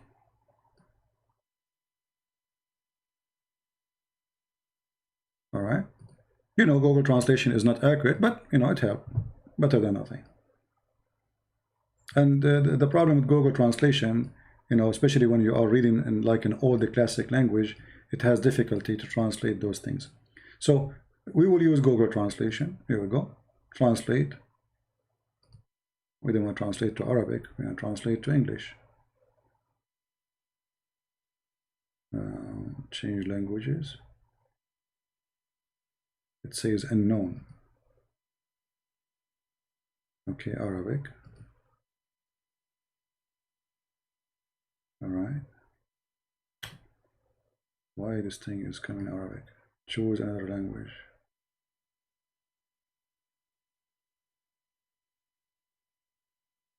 But it's not a change in the first one for me, which we need.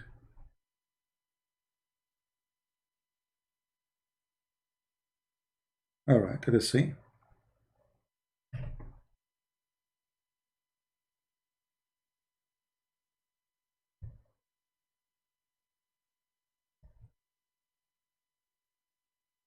You read carefully, guys. Read carefully. This is the Google Translation. They are counting the privilege of the Prophet. Most of it is about sex, and the rest about money. This is the privilege. You believe it? So look at this. The 10th privilege. If his eyes fall in a woman, her husband, he is obligated to divorce her, so the Prophet, he can if her, not marry her. Do you see it? This is a privilege of a prophet? Are we making things up? This is the official government website of the Kingdom of Saudi Arabia. And this is the book of Al-Qurtubi. Interpretation, as you see in the front of your eyes. Chapter of Al-Ahzab, verse number 50. The Prophet have 16 privilege, and most of them is about his private part and about his pocket.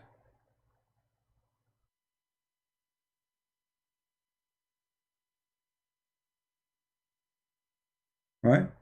Yeah, Abbas, don't change the topic. Do you agree with that hadith or no? And you got a list of Muhammad prophecy, like what? The first one, it was a fraud. We showed you the prophecy of the Prophet about orgasm. What about the Prophet prophecy about women have a sperm coming from the upper side of their ribs? What about this one? What we would do with it? Let us see if this is true. You see, Abbas is trying to change topic. Embarrassing. If Muhammad, he went to the house of Abbas, with my respect to his wife, and he liked his wife, Abbas, he must give her his wife to the Prophet. And I'm sure Abbas would not mind, by the way. He's very open-minded. You know? I mean, they say, myself and my mother and my father for you, prophet. Anything. The wife, take the wife. Sleep with the child. Right?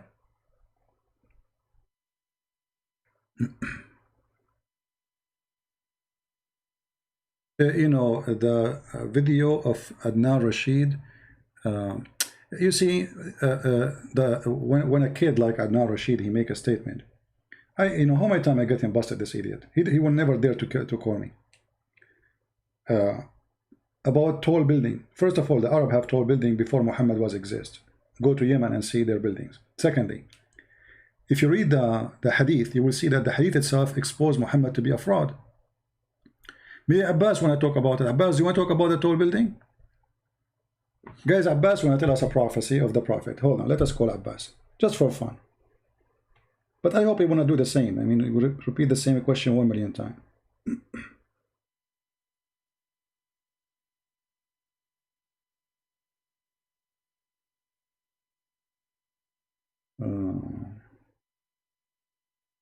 Dr. Yasser Qadi added me in Skype.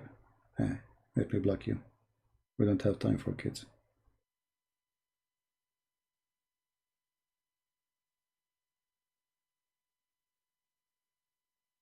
Mahdi, where is Alicia? Okay, Alicia, let us call Alicia. Alicia, she have for us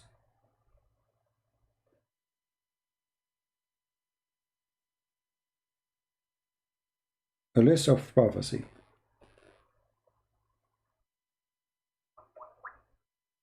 Let us see what Alicia she wants.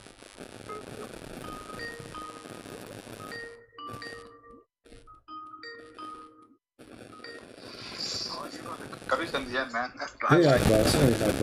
So, before I give you the prophecies and miracles of Muhammad sallallahu alaihi wasallam, can I ask you one simple question? You want to ask me a question now? Is that about if one simple question. If the prophet saw you? Answer is only yes or no. Is that answer is only yes or no. Go ahead. But do you promise me? Do you promise me? Do you promise me? If we do this, it will go for you and for me. If I say yes or no, you will not say you don't want to play games. No, I just want to answer yes or no. No, I'm saying okay. I will say yes or no. I will say yes or no. I will say yes or no. But do you promise me? If I ask you the same question, you will not say. I will not say yes or no the same. Or this is only will go for me. The next question you're going to ask me, I will do the same thing as well. Go ahead, Abbas. Go ahead. Okay.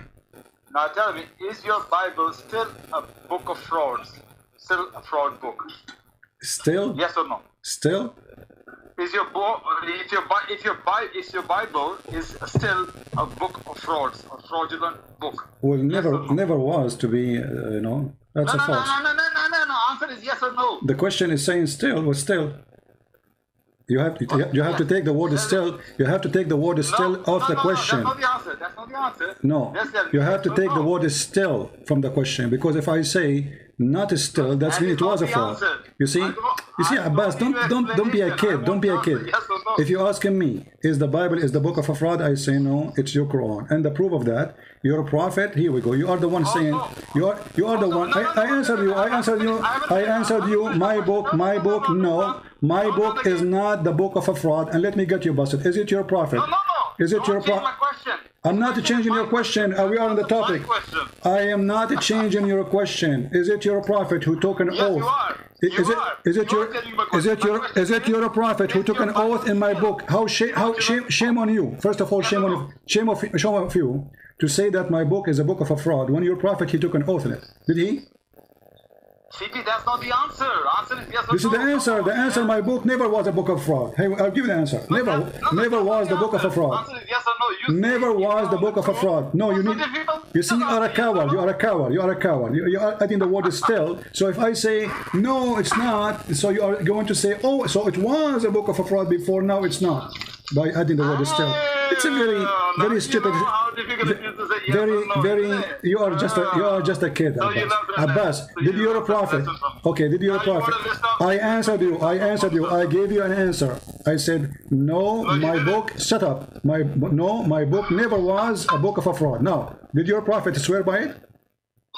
You didn't give me the answer. So I gave you. It was only yes or no. Did your prophet swear by the book which you call a fraud? Yes or no? Did your prophet swear by the book you call a fraud? If yes, that means he's a fraud. Thank you. Go ahead. How you answer this? No, he didn't. He did. No, he didn't. He did. The hadith in front of you. Here we go. No. The Hadith hadith. is Hassan. It's not authentic. The hadith. Oh, Hassan is not good now. What Hassan mean? No, Hassan Okay, is doubtful. one of the one of the grandsons of your prophet, his name is Hassan. What Hassan mean? No, when it comes to hadith, Stupid answer. What the word Hassan mean? The name of the grandson of your prophet, his name is Hassan. What Hassan mean? Hassan in the name. What's mean? What do it mean? Okay, what Hassan? Why do they call him Hassan? What does that mean? Good, isn't it? It's good. It's good? Hassan is good. Yeah. Okay, so what's the problem now? Guys, it's good. The hadith is good. So what's the problem? I'm telling you the problem. What? It's good, but it's not authentic when it comes to hadith. How you call it good? How you call it good, but it's not authentic, you idiot? Okay, tell. So if it's not authentic, Abdul, just to show you how stupid you are. So you call it good, but it's not authentic? So you Muslims, you call something good, but it's not good. That's where the charlatans like you came and played with the words. Abdul, So Hassan is a rank of authentic hadith, you liar. Hassan is a rank of the authentic hadith. Mr. Scholar, tell me one thing. Why it's not authentic? Why is Hassan? What is missing? Okay, can you show me one scholar he said this hadith is not authentic? Challenge to you. No, the book, open the book of hadith. It says Hassan. Okay, can you show me? Okay, it says Hassan, and I ask you what Hassan mean. You said it's good. You are the one who said to me it's mean good. So the scholar they say it's a good hadith, which means there's no problem with it. Why it's not authentic? So how it's not authentic? Abbas, just get lost, Abbas. I want an adult to talk to me. What we got is just a kid. Look how stupid they are. I mean, the hadith is good but not authentic. So how you call it good? How you describe it as good if there's no proof of it? Because if it's not authentic, it's mean nothing good about it. You go to Abbas, you ask him, is this pizza you are delivering good? He say yes, but it's not authentic. It's not made by pizza, it's made by poo-poo. Do you see how they are? I mean, right away when they accuse us with something, they accuse their prophet. If this book is a book of a fraud, how this idiot Muhammad, he says, okay, bring the Torah for me. And then he took the Torah and he put it in the top of a cushion. And he says, I believe in thee and the one who revealed thee. And then they say to me, oh, this is not authentic. It says good. What Hassan mean? He says good. It's not me who said the word good, which make it more horrible. So look, before they used to hide behind the word da'if. Da'if is not there. So now we play behind the word Hassan. Hassan is good. Good is bad in Islam. When Muslim, brother and sister, when we Muslim we say it's good, it means bad. It's like a secret code between us, brother. It says good. It's bad now. In the top of that, who is the one who said this is rejected? Nobody. In the top of that, isn't it the Quran confirmed that the Bible never been changed? And there's tons of verses. مصدقا لما معهم مصدقا لما بين يديهم. Look how many verses confirm. وآمنوا بما which Allah has sent to you مصدقا لما معكم. What is what معكم? To what is with you. Believing in what is with you. Do you read it? This is the stupid Quran. And believe in what I revealed, confirming what is with you. What is what? With you. So the Quran, are you going to say this is da'if? He confirmed what is with them. What is with them? The Torah and the Gospel.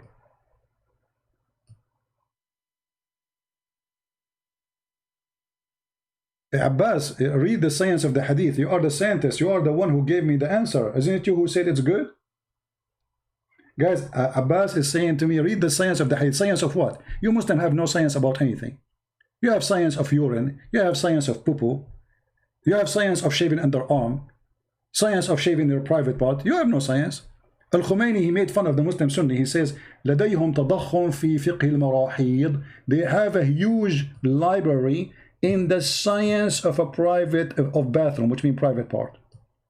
Having sex with watermelon, using zucchini, using a piece of leather shape in a shape of private part. That is your science.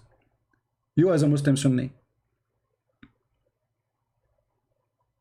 And now you are asking me, read the science of it. Isn't you who said to me it's good? I said to you, what Hassan mean? I said it's good. So it's good. What I need more?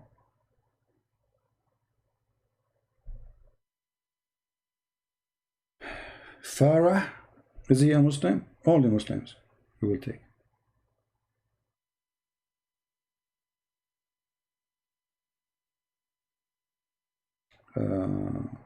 Where is Farah? I don't see it. Let him text me.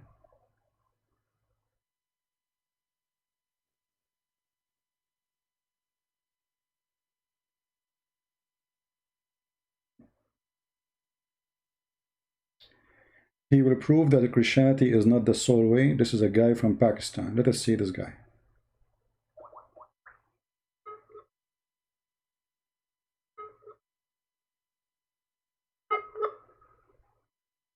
We have a Pakistani boy trying to compete with Alicia.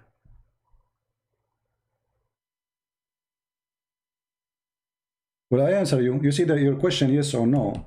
You see, Abbas, you are just a kid. Will you say, is your book still a fraud or not? So if I say no, you will say, oh, so it's not still a fraud? So it was a fraud. I mean, very cheap of you. Abbas is like those women, you see them in London's, you know, and they are wearing short skirt and they have a bottle of wine in their hand and they are inviting customers. This is how silly you are. When I say silly, I say to you, yes or no. I say the hadith says in the day of Badr. I don't say you're a prophet. Okay, Abbas, I'm going to ask you a question. Is your Quran still a fraud or not a fraud anymore? Yes or no? You see how silly you are? Stupid. I mean, you have a lack of... I feel sorry for your wife, by the way. I'm sure you are not the one who do shopping for the house. Because she sent you to buy zucchini, you will bring a cucumber. You don't know the difference. Supposedly he's being smart, you know. Is your Bible still a fraud or not a fraud? Still fraud or not a fraud?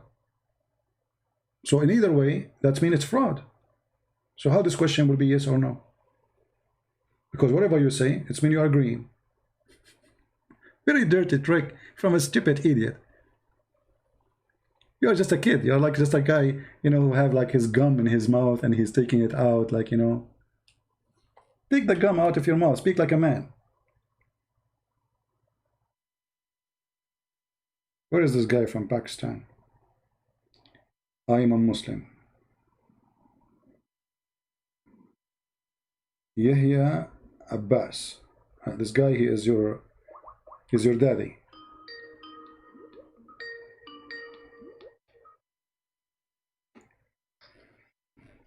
Yes, my friend, you are live on air. What do you want to say to us, Mr. Muslim? Hello? Yes, Mr. Abbas, what do you want to say to us? Hey, how you doing, man? I'm a big fan. You said you are a Muslim. I just want to say, hello, can you hear me? Are you a Muslim or not? Sorry, I'm having a hard time hearing you. Hold on, wait, I'm going to change my mic. Are you a Muslim or not? Hold on, let me turn on speaker. Okay. I'm saying, are you a Muslim or not? Yes, I'm on speaker now. How you doing? No, this is not a question. I'm asking you, are you a Muslim? Are you a Muslim? Oh, yes. So how you say to me, how you say you are a fan? Because I actually, to answer that question, I was a born Muslim, but over these past couple of weeks, listening to your program, listening to David Wood's YouTube channel videos, listening to Hatun Tash, Dr. J. I've been doing a lot of research, man, and I am now starting to realize that I've been brainwashed my whole life. I've been taught. See, I'm a Somali boy, so my culture, my people, you know, the religion of Islam was throughout history was imposed on my people. So a lot of my people, they don't understand what the background of this religion really is and what it stands for. Today, actually, I was listening to one of your videos, and I was watching Al-Uzza, Manat, and Allat, the three goddesses that originated. And that's very interesting because that really makes sense on why the Islamic symbol is a moon, you know? I've always wondered that, but nobody answered that question growing up. So I'm a fan because from this moment on, I wanted to let you know on your show, I am not a Muslim. All right. So I have left that paganism of a religion, and it was all thanks to you and a lot of other people. So I want you to know that. All right. Well, don't thank me, my friend. Thank the Lord. And I hope that the Lord will open your eyes and you will be what you want to be. We are here just to help people, and the Lord is the only one who can help you for real. Do you? So now you left Islam, but what about, you want to be a Christian? What do you think about Christianity? For me, I understand that there's only one Lord and there's only one truth, and everyone can say whatever they want, but that's what I believe. And for me today, I want to follow the true God, the Most High God. Okay, which is one? Which is that? Is that Christ, the Messiah, or someone else? That is Christ. Okay, I'm into that. Christian Christ. So you accept Christ to be your savior? Yep, I accept Jesus Christ as my Savior. I'm into that. My Lord. I'm happy for you. From this day on, I believe in His death, resurrection, and His deity. So. All right. What about your family, my friend? What about your family? Jesus. My family. Yeah. Are they still Muslims? My family are still Muslims. Yes. Are you trying to explain to them? I mean, did you start or not yet to explain to them that Islam is false? I haven't spoken to my family yet, but I am planning on speaking to my mother. She's the religious one in the family. All right. So, for me, in our house, I grew up without a father, so I'm not really close with my dad. He's also a Muslim. All right. But my mom, my mother, my brothers, I feel so bad because they're asleep to what they're actually worshiping. They don't really understand what it is, and I don't want to say that my family's ignorant, but in this case they are. In terms of what they're following, they don't really know that. Do your mother speak English? A couple of months ago went to. Yeah. Do your mother speak English? Yeah, my mother speaks English. I'm from America. So yeah. Why you don't let her watch my videos then? Like, share with her my videos. Maybe she, You see, my mother is she's not really that advanced in the English language. She can understand maybe bits and parts. Oh, okay. But she doesn't. Her native language is Somali, and that's what she can read and write. Well, maybe then this is where you need to be involved, to explain to her slowly. Show her like mistakes in the Quran, stupid things in the teaching of Muhammad, and then slowly she will leave. Yeah. Step by step. Yeah, but my family, man, they're very, very religious, and I know I'm already expecting the fact that they're gonna. I live on my own right now. I prepared for these upcoming moments. I moved out of my house a couple of months ago, so that way I don't get thrown out. Once they understand that I'm not practicing, Islam anymore. So I'm doing little by little. So I'm still doing my research. I'm still gathering up information, and that's the goal. My goal is to bring my family out of the pit pit that is Islam. I just I'm just hoping and praying to God that He allows me to live as long as that needs to be done. So that's my goal right now. But I'm happy for you, my friend. Basically, if I can help you know that you've been an influence. So you being Arab and being from that part of the world, I just want you to know that the information that you put on your channels is very, very, very exclusive. Not a lot of people understand the cultural aspect of Islam and the origins. That's stuff that I've been researching and digging through your information that I've been receiving. So I want to thank you for that. You're welcome, my friend. I'm happy for you. And if there is anything I can help with, like questions, Muslims say something to you, trying to bring you back to the cult of Islam. And by the way, I feel sorry for you because now you will not get the versions. Do you know that? No? Yeah, I mean, you will not even get a single version now. I'm sorry for you. Not a single version. But that's nonsense, man. That's nonsense. And there's no way that I'm gonna be going back. For me, I've never really been religious. It's only been these past couple of months how I came to realize that I was following wrong religion. I was watching this YouTube video of this man that was being very vulgar, and he was being very very nasty in the way that he was attacking Islam. I've never ever seen anything like that ever. His name is New Breed. He's on YouTube, and I follow his Patreon. So he basically was showing images of the Kaaba and people going around and where the 7 times circling the Kaaba, where that originated from, and he had people kissing a stone, and that's when in my head I never really thought about Islam critically till that point. Where in my head I finally started to realize, what is the stone and why are we kissing it? Why are we going?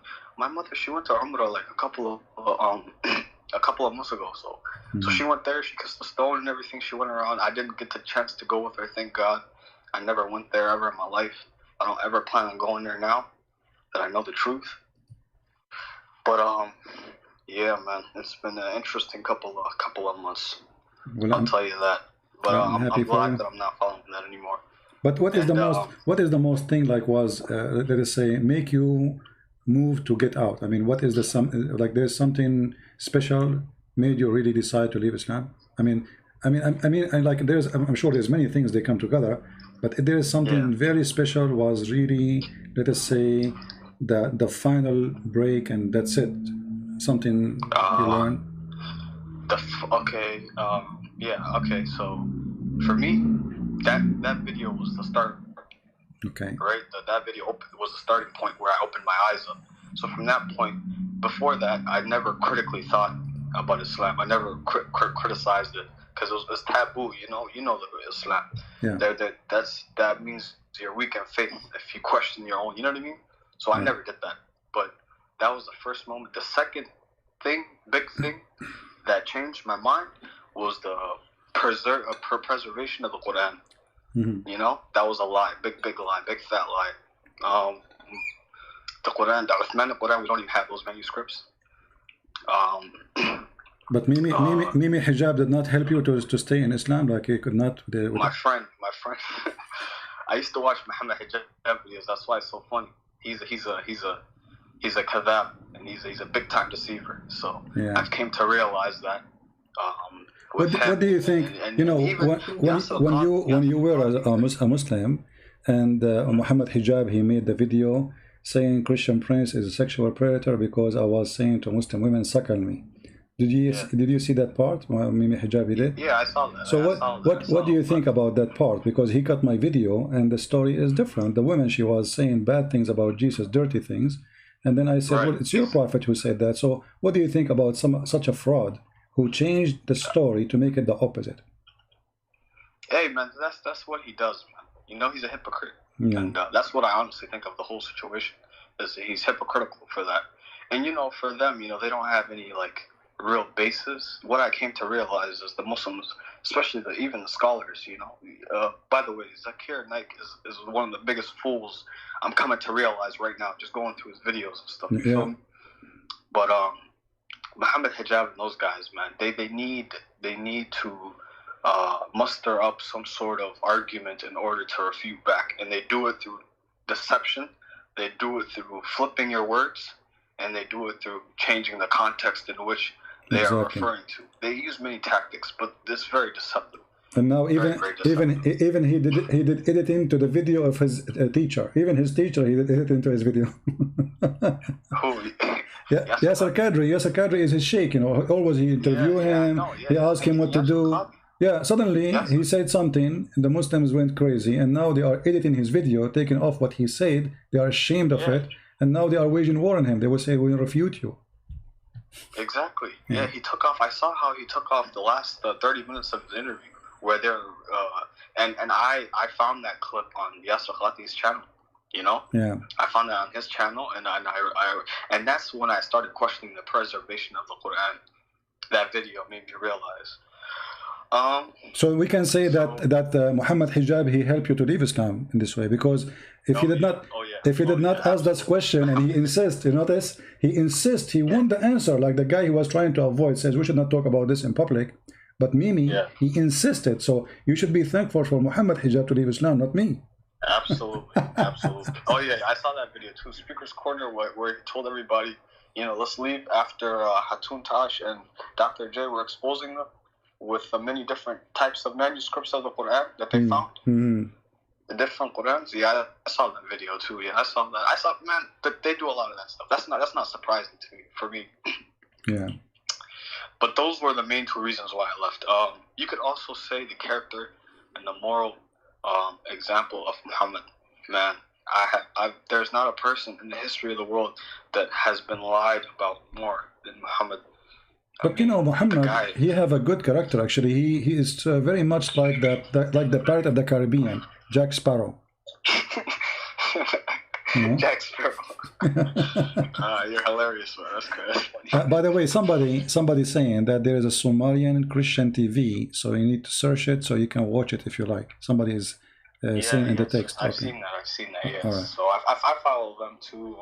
That you know, that really makes me smile, because that shows me that, you know, there's hope, you know, for my people, and ultimately, you know, I can help people in the future. But first, what I need to do is learn. I need to learn more about this religion so I can start exposing it myself.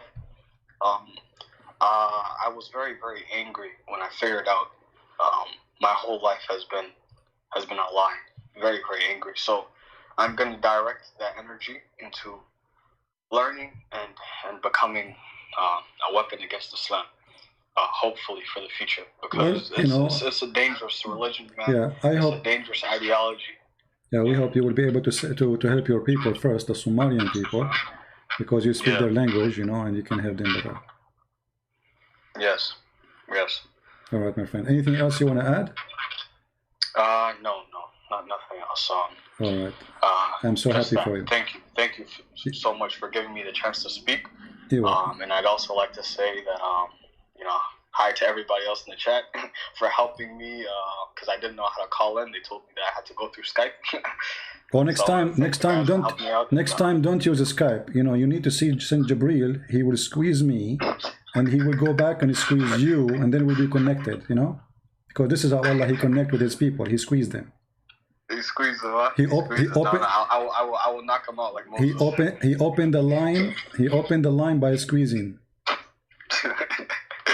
This is, by the way, I'll make sure to remember that next time. You know, I'm surprised that the Muslim did not claim that 5G started by Jibreel. He squeezed, you know, because 5G squeezed you. Right, yeah. All right, my friend. Thank you for calling. God bless you, and God bless your family. Take care. For sure. God bless you too, man. Bye-bye. Thank you. All right.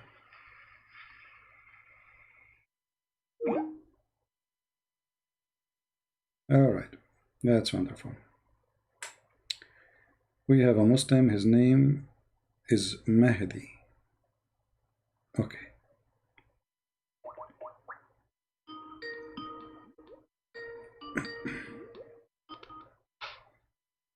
Hello? Allahu Akbar. Allahu Akbar. What does that mean? Allahu Akbar. What does that mean? God is the greatest. No, Akbar mean bigger. It means great or greater or greatest. No, here we go. The Quran. Allahu Akbar. Okay, here we go. The Quran in front of me. When Abraham, he saw the sun, he said, this is Akbar. So he called me just to say Allahu Akbar? Okay. Yes, Allahu Akbar. So what, okay, but how Abraham, he worshipped the sun and he called it Akbar? There's no God except the God. You are not answering why Abraham, the Muslims, he called the sun Akbar. Is it the name of the God of the sun? And Allah is the name of the God of the moon? CP. Huh? Why we try to avoid? Here we go. This is the Quran. You speak Arabic supposedly, I'm assuming. Chapter 6, verse number 78. It's not a hadith. It's not a hadith. فَلَمَّا رَأَى الشَّمْسَ بَازِغَةً قَالَ هَذَا رَبِّي هَذَا أَكْبَرُ. I'm asking you. You are the one who start with Allahu Akbar. Don't change topic. Why Abraham? He called the sun Akbar. The hadith you showed in Tirmidhi about the... My friend, don't change the topic. Don't change. We will go to the hadith. We will go to the hadith. We will go to the hadith. Why Abraham, when you call me, you did not even say anything except... No problem. Allahu Akbar. Allah is small. Allah is big. Okay, you made me fall. Now, why Abraham, he called Allah... Why Allah, he called the sun Akbar? Can you tell me? I don't care. Allahu Akbar. You don't care? Muhammad is the messenger of the God. Okay, yes. Guys, Allahu Akbar. He don't care. Okay, we care. We are laughing. We are laughing at you. Secondly, the hadith I showed you, it says what? What the hadith I showed you what? The hadith about the Byzantines, then when the English translation says, then the following verse was revealed, it's not up here in the Arabic. It's not in the Arabic? Okay, let us read in Arabic. Is that okay? You are a liar. Where's the word thumma? You are a liar. Okay, let us see. Okay, we will see. Don't hang up, Potato. Don't hang up. I want you to read in Arabic. You see the coward here, hang up.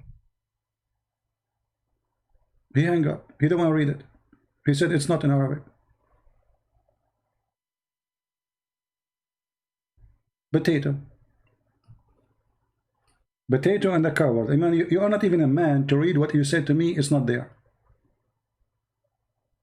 قال لما كان يوم بدر ظهرت الروم على فارس فأعجب ذلك المؤمنين.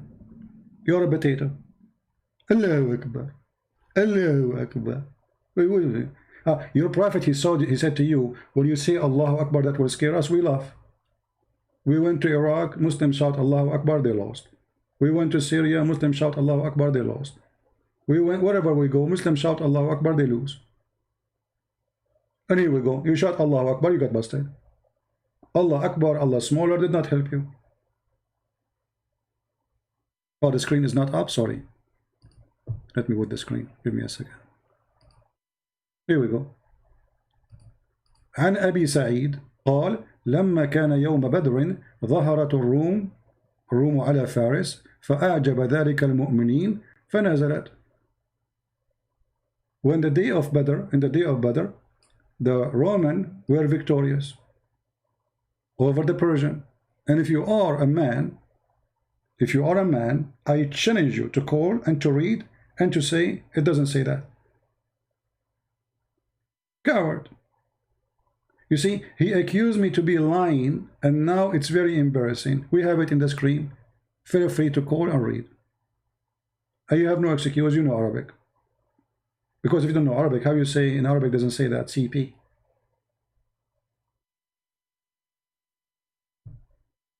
So look what happened now. You said Allahu Akbar, we got you busted in two things. Allah is the name of the moon god. Akbar is the name of the sun god. Allah Akbar is the moon sun god. They merge together. Muhammad, Muslim, they believe in Tawheed. What Tawheed? Tawheed is unifying gods. Tawheed is not oneness of God, is unifying God. This is what Islam, religion of Tawheed. Tawheed is a word, mean unification.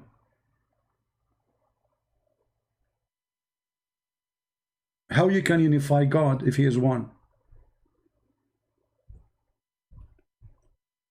United States of America?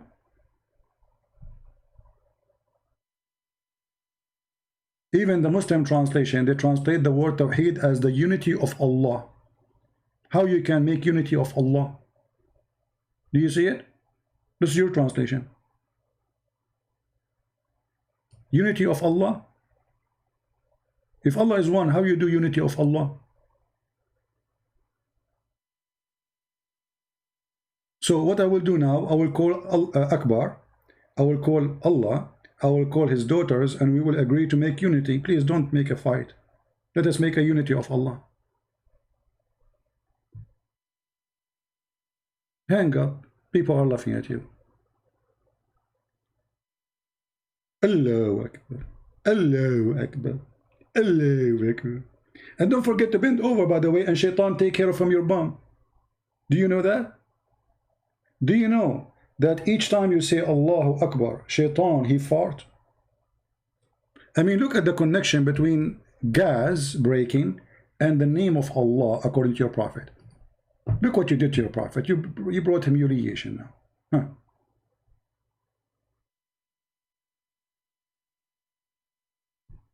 Is that your prophet saying that each time you say Allahu Akbar, shaitan, he fart? I forgot, by the way, when he was saying that, I said to him, you made me fart. Read it carefully. When Satan, he heard the call of the prayer, he turned back and break wind. I mean, how the prophet, he knew that unless he is a prophet, man? That's deep. Look, this guy, he have a special sensation. He can hear and he can see the unseen, the fart of shaitan, which nobody can hear. Only the prophet can hear it. When Satan hear the call to prayer, Allahu Akbar, Allahu Akbar, what shaitan do? This is religion, this is a prophet. Allahu Akbar, Allahu Akbar. You sound like a fool. How in the world a man, he claimed to be a prophet of God, he says such a stupid statement? And this is why they didn't dare to talk to me. You see, any topic they open, it would spank them. Doesn't matter what they say. It doesn't matter what you talk about. This is a prophet of God. Imagine we have a Trump in TV. And there's 40, 50 million around the world, they are watching live. And then he said, Trump, he says, when Satan, he heard the call of Allah, Satan, he fart. How many people will die laughing at Trump?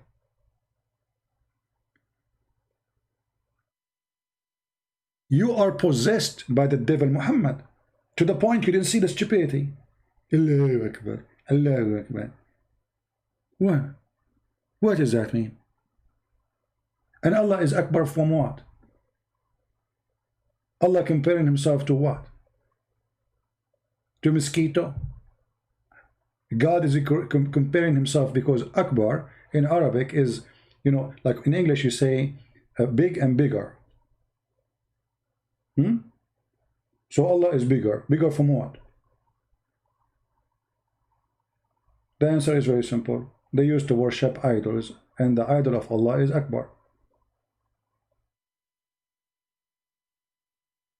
which is the moon and Allah having sexual intercourse together. How Allah he have 3 daughters? Anyone thought about the question? How Allah he have 3 daughters? He have sex with the moon, the moon god have sex with the sun god, and they have 3 daughters.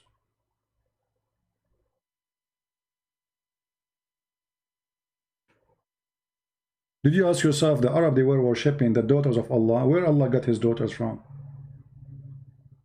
And the Arab always, they hated the Akbar, the sun god. Why? Because he bring distortion,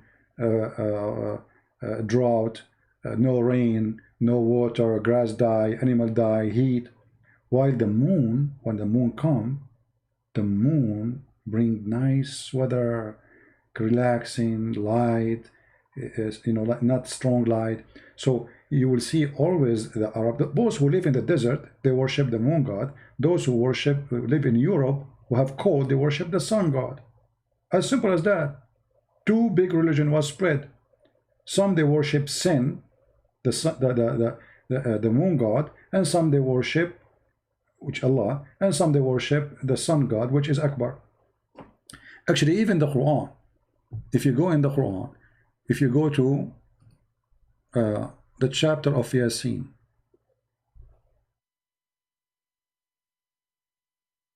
Yasin. Okay, what does that mean? What the heck is that? Muhammad praising the moon god.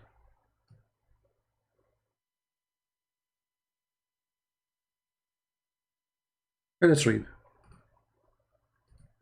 I forgot, reading is not good for you, it's not healthy. Look at the Muslims, guys, how to explain something in the Quran. Yasin. Allah knows best about what the meaning of those letters. Do you see the stupidity? So your prophet, he did not tell you what he mean by sin. He did not tell them. Why? Because he's a thief. He was stealing from the book of Waraq ibn Nawfal, who is a fraud. And he was mentioning great, you know, he is grateful for the moon god. Sin. Search right now in Google, who is Sin? Sin is the moon god. Ya is a word mean God.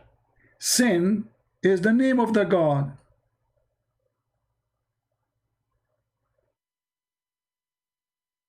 And this word, by the way, is Aramaic. So why Allah, who is speaking to you in Arabic, as the Quran says, he say Ya, Sin, and both of them, they are not Arabic. Neither Ya is Arabic, neither Sin is Arabic. So why they are there? He is quoting God's sin. Chapter 36, verse number 1. And this is Tafsir al-Jalalain, and this is your official government website of the Kingdom of Jordan. The Muslim, they try to explain it. They say sin, different one. He says it's meaning human in the Aramaic language. Sin meaning human in Aramaic language. Potato. Read it. It says, here we go. Ya sin, oh human being in the Syriac language. So they agree, first of all, that this is a Syriac language, but the meaning is not correct about sin is a human. But they admit that this is a Syriac language. No, chapter 36, verse number 1. 36, verse number 1. Allahu Akbar. Allahu Akbar.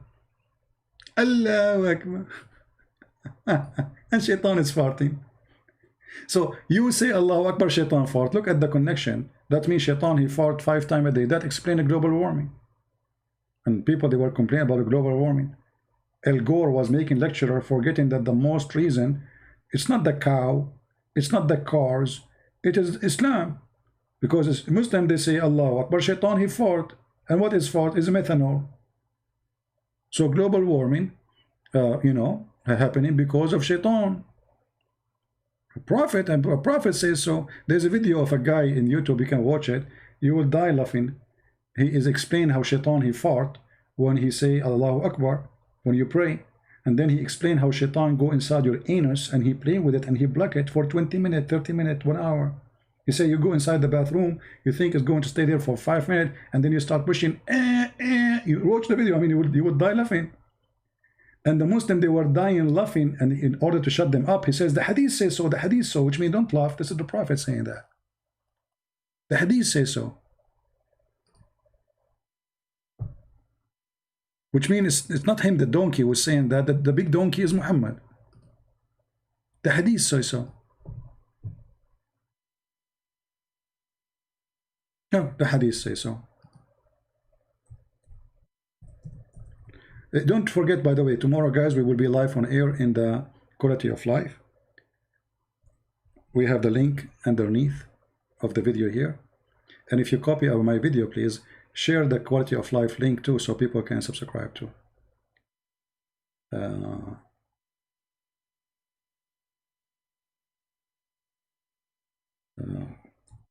Let us see.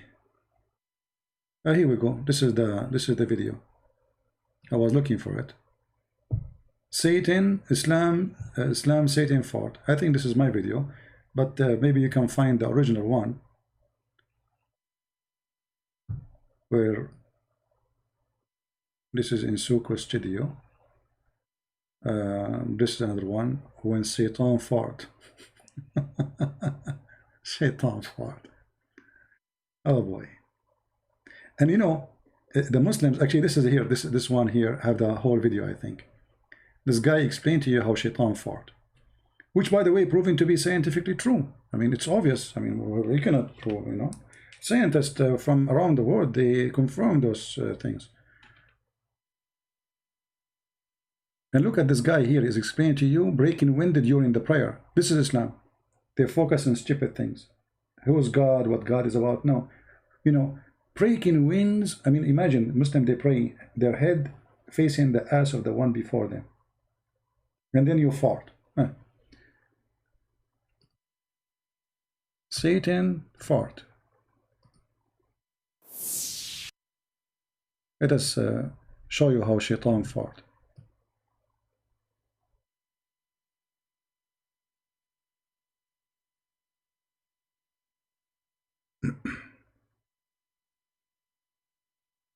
Okay.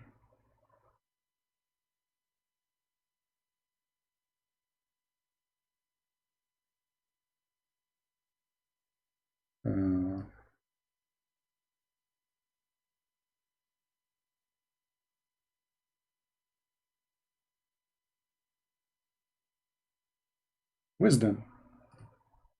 That, bro.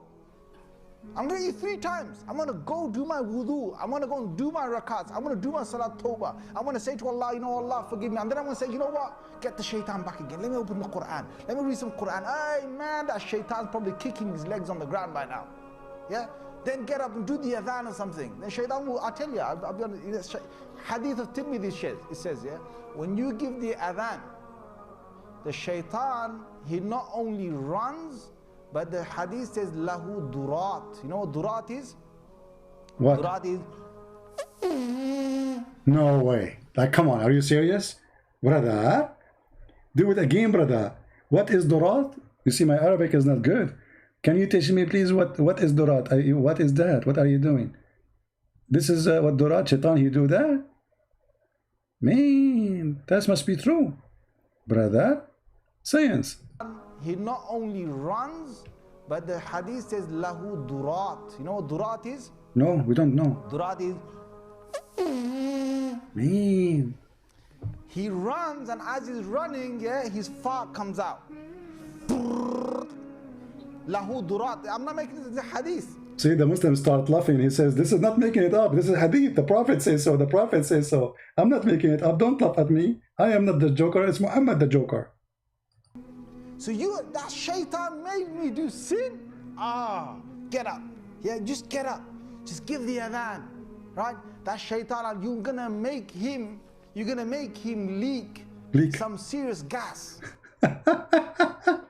You are going to make the shaitan leak serious gas.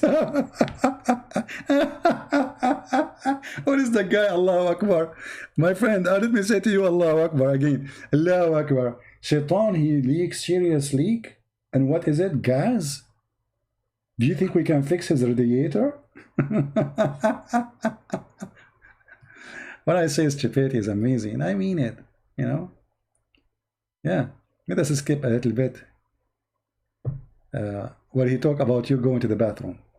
What the deen is about. See, now he is going to explain to you what Islam is about. What is the deen? Deen means religion. What the religion of Islam is about. Listen. The deen is about getting the shaitan away from you. So, you know, you go into the toilet, you know, Bismillahi Allahumma inni a'udhu bika min al-khubuthi wal khaba'is. So, Allah protect me from these devils. You go in there with your left foot. The left foot you went in, you get a reward for that. The dua you said, shaitan will not see you. You're in the toilet, shaitan can't see you anymore. Brother, carefully, brother. If you go inside the bathroom and not entering with your left foot, and without saying that prayer, shaitan can see you. And what shaitan will do to you now? If he can see you, he will tell you. But if you say this prayer, shaitan, he cannot see you, brother.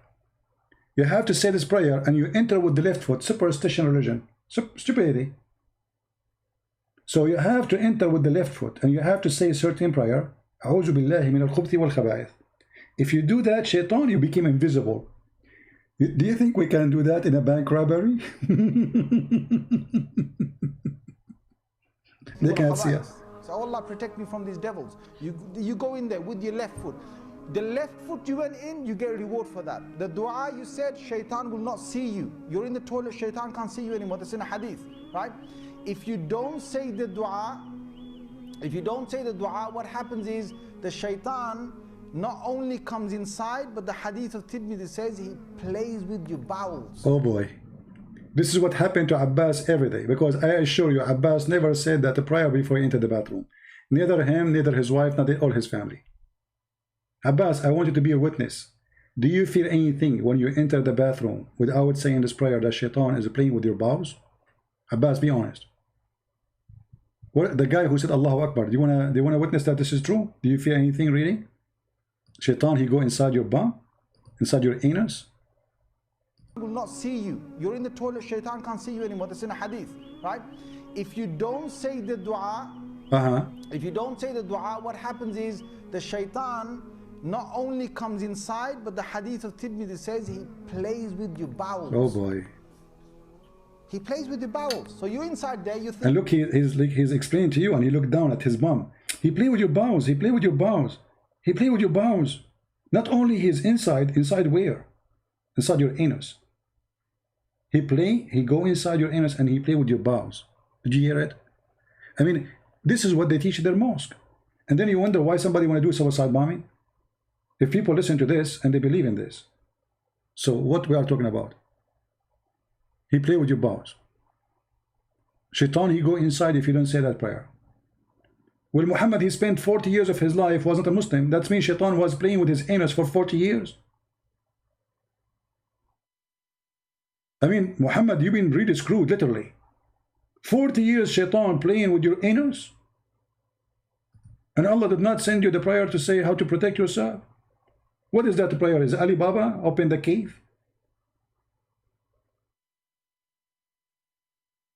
If you don't say the dua, what happens is the shaitan not only comes inside, but the hadith of Tirmidhi says he plays with your bowels. He plays with the bowels. So you're inside there, you're thinking you're going to be out there in 5 minutes. He's taking you 20 minutes and you're still not halfway there. You know why? Because shaitan is going, ooh, la la.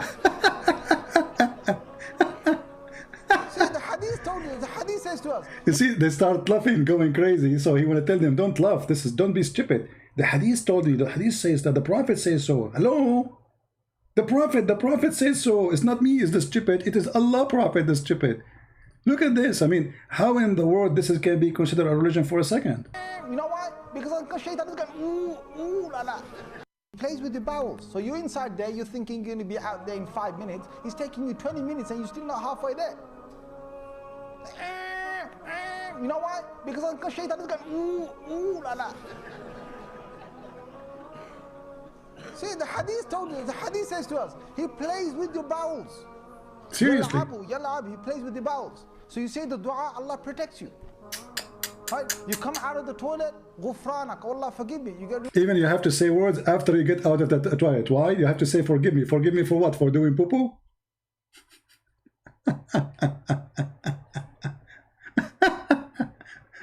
Oh boy. Stupidity again is amazing. What I can say more. Literally, what I can say more. Isn't it really stupidity is amazing?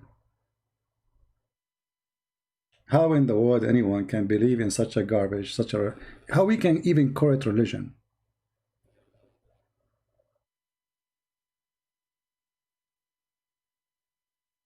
You know what I mean? Okay, we have an ex-Muslim. She have questions. Let's see what she want to say. The person whom you're trying to reach is currently... Okay, well, busy. All right. Hello? Hi, CP. How are you? Hello? Can you hear me? Yes, I hear you. Go ahead. Thank you so much for having me. You're welcome. So I had a question about, is Muhammad really a descendant from Bani Hashim? From Bani Hashim? I don't think so. I don't think Muhammad, you see, there is no proof that Muhammad is descendant to anyone. And I believe the reason, one of the proof of that, Muhammad's family themselves, they rejected him and they sent him to a Bedouin women in the desert and nobody wanted to have him. Can you show where, like with sources, please? Okay, let us see. Let us see. I was so happy you like took my call. Oh, you're welcome. You know, but sometimes because we say Muslims only. Yeah, it's so unfair, seriously.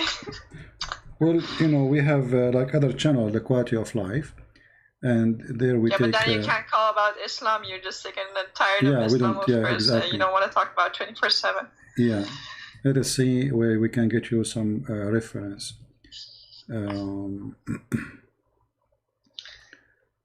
We will try to find something Muslims they agree with. Let's see. Yeah, please, because of course Hassan and Daif is not good enough, so it needs to be Sahih, and even that is not good enough. Yeah, even yeah, you know. So here we go. This is actually even Muhammad. What people do not know that Muslim they claim that Muhammad he have a plastic surgery for his breast twice. Oh yeah. Once when he was a child, where he was with this women, the Bedouin women in the desert. Let me see if I can find the hadith. If I can find the hadith in English.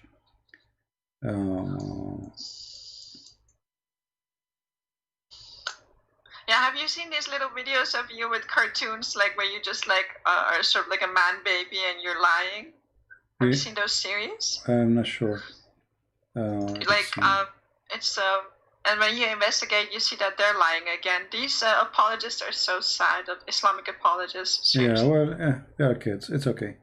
They help us at the end of the day. They don't. They do the opposite. You know, people when they find out that yeah, they lie and then they gaslight it on you. Like they lie exactly. It's their lie, but then they gaslight it on you. Yeah. Let us see. So I'm really interested to prove that Bani Hashim, he's not that, because they say, well, he was a very respected, like rich man who was like known all over the place. And I remembered you saying that nobody even knew him, and also giving Khadija as an example, as in like even after she married 2 times and had so many children, her father was not like willing to give her away to a good-looking younger man. Yeah, because that's insane. Because you know, because a man who his daughter, she is married to many husbands before, she have tons of kids, and nobody will really marry her. I mean, even now, if you are a woman and married and you have many kids, you will have difficulty to find a man who will marry you.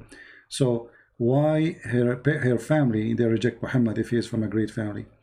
Let me tell you why.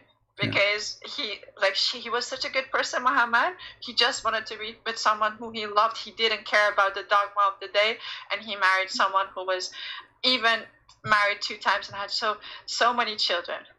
Yeah. He's such a great man. I mean, like the things that they say about it.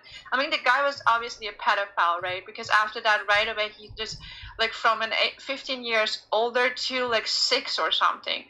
It's just insane that he is like an obvious pedophile, and yet when you give an example of like, look, he married Khadija only for power, and she was like this and this woman, it's like, no, astaghfirullah. Yeah. You see here the hadith here, I found one in English, the rest are in Arabic, and this is the problem. Most of the Islamic reference. Which one is this? Because I'm on the phone, I can't see. This is Sahih Muslim. I will post the link in the. Oh, actually, my screen is not on. Sorry. This is this is Sahih Muslim, hadith number 162C, and here you see the story supposedly. This is a proof that Muhammad he was suffering from epilepsy. You know, he fell down in the ground. They thought he is dead. MashaAllah, MashaAllah, he had everything. Yeah, he had everything in him. Yeah, but here the Muslim they claim that the angels they come to him and they cut his chest, and this is you will see that this story repeated twice. Once when he was in Mecca, like angels as a grown man. Cut his chest? Angels or demons? No, according to the story, angels. Angel Jibreel, Dr. Jibreel. Yeah, Dr. Jibreel is very well known as a surgeon. He do surgery too. So Muhammad he have a problem with his breast. So Jibreel he did cut his chest and he extended his breast. And actually, there's a verse about it in the Quran. It says "Sharaha laka sadrak." You know. Yeah. So. And this story repeated twice, and here the question to the Muslim is why Allah he did the same surgery twice. Why? The first one was a failure. Why Allah he made the same surgery to him when he was a kid, and then he made the same surgery when he is a man. But is this somehow proof that he was not from the Bani Hashim? I don't think so, right? It's not well, related I mean, to my question. to prove it, you have to go analyze information. It doesn't come like there's nowhere it says no, he is not, you know. But there's like hadith says he is the same as a palm tree, which nobody knows how it came. Like a palm tree appears suddenly in the desert. But you will notice that there is like a hadith about people who came to claim that Muhammad is their son. You know, they claim literally that Muhammad is their son. The family of Muhammad, all of them, they rejected him. They sent him to a woman. She had nothing to do with him in the desert. No, okay, let me ask it, frame the question differently. Is there proof, is there hard proof that he was like the descendant of the Bani Hashim according to the Quran or the Hadith, Sirah or Sunnah? Nowhere in the Quran is speaking about that. You know, the Quran mentioned the name of Muhammad. How do you know then about the Bani Hashim? Nowhere. And this is where this is linked to, of course, Ishmael. This is what makes it funny. How come the Quran mentioned that this is the son of this and this is the son of that, and then when it's come to Muhammad, it says nothing about him. Who is his father? Where he is even born? Abdullah was his father, right? Yeah, but the Quran name and he was dead no, 4 years before Abdullah is not his father. Abdullah is an Arabic word used for anyone who is unknown, slave of Allah. So if something happened and you saw somebody, a man doing something, let us say you are on the street, and they ask you what his name, you say Abdullah, which means anyone, slave of Allah, I don't know, you know. So slave of Allah, the name of the father of Muhammad, proving two things. It cannot be the name of Muhammad's father because Muhammad's father will go to hell. So how he is a slave of Allah yet he will go to hell? Number two, all the sons of the grandfather of Muhammad, they have names of the idols of Quraysh. Muslim, they claim that the family of Muhammad, they are like the grandfather, he was Hanif, but this is a lie. All of us, we knew that from his children's Abdul Uzza, Abdul Manaf, Abdul Manat, etc., all the names, they are the slaves of the idols around the Kaaba. So if you say that Muhammad's father, his name is Abdullah, that means Abdullah was one of the idols, or Allah was one of the idols around the Kaaba too. Or you have to explain to me how Allah became with those, and what is the proof that Abdullah really was the father of Muhammad? There's no proof. Even their book says that Abdullah and his father, they have sexual intercourse with two women in the same time. So then how? Yeah, I mean, it's supposedly marriage. So which means the same night, like they get married together in the same night. But it's like, you know, Arab marriage. So how then Muhammad, he is born 4 years after his father's death, if his father is Abdullah? You know? Like that just defies like the world how it works. But then the ones who are this deeply hypnotized with this thing, they will say, so what? So what? Don't you believe in miracles? Those are miracles. No, actually the Muslims believe that a Muslim woman, she can carry a child from a husband up to 10 years. Let us see if I can find you the reference. We showed it before. And all of this is just to cover how Muhammad's story happened. Let us see. We can use Google Translation to show what Muslims believe. And you will see how hilarious it is. Okay, let us open this page here. Okay, this is... I will put it in the screen so everybody can see. This is Islam, Su'al and Jawab, run by Sheikh Salih Al-Munjid, very well-known, famous sheikh from Saudi Arabia. It says here, the title, what is the longest period of a woman to be pregnant, you know, to carry a child? Translation from Arabic to English. Let us see. And then you will see the hilarious answer. Yeah, the longest period of women to be pregnant. You see it? So here, if you go down and read the answer, you will see the following. First, second, here they give you the opinion, because Muslims, they have many sects.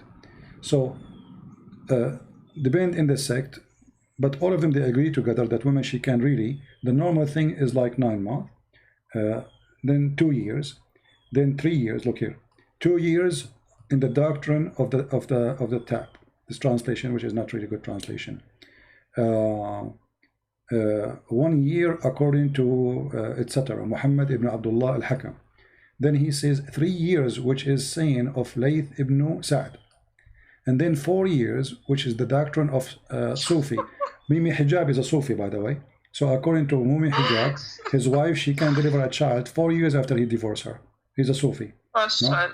And the Hanbali too, they have the same, you know. And the Maliki, this is the Islamic sect are four, and those are 3 of them. They agree with the 4 years, and they can go more. Here it says 5 years according to Imam Malik, the Maliki sect. They believe woman, she can have a child 5 years after 5 years after the divorce or her husband pass away. 6 years according to Az-Zuhri and Malik. And then he says 7 years according to Sa'd Rabia. And then it says, and this is the same version of Az-Zuhri and Malik. And then it says, and they really believe this. I thought they thought it was and miracles. There's no they limit. believe that this could actually biologically come to be. Well, this is what this is the religion. That's it. You cannot debate it. This is what they believe. And then even some of them, they say there's no limit, which means a woman, her husband maybe died 40 years ago. After 4 years ago, you know, she delivered a child, if this is possible physically, and she will claim that this is from her son. Actually, there's a woman in Somalia. They were going to practice Sharia law on her, and then the lawyer, he told them, he showed them the reference that a woman. So what? Because they took her to court. Because 2 years after her husband passed away, she delivered a child. So obviously she is doing illegal relation, you know. So they took her to the court, and then the lawyer, he showed them that according to Islam, a woman, she can deliver after 7 years. There's no proof that she is committing adultery. Use a purpose, then you know. So, if you define so he saved her. He the laws of nature. You can maybe use it in court. Yeah, that's the only place you can maybe abuse it. So he saved her from being stoned to death. Because Islam teaches women she can be even don't limit. There's no limit in some opinion. There's no limit. When woman she can, you know, there's no limit. She could be pregnant for 100 years. Yeah. Well, Subhanallah. All right, my dear sister. I learned a lot. Okay, thank you so much. I have a million questions, but you have other stuff to answer. But thank you so much for answering my question. Thank you very much. Take care.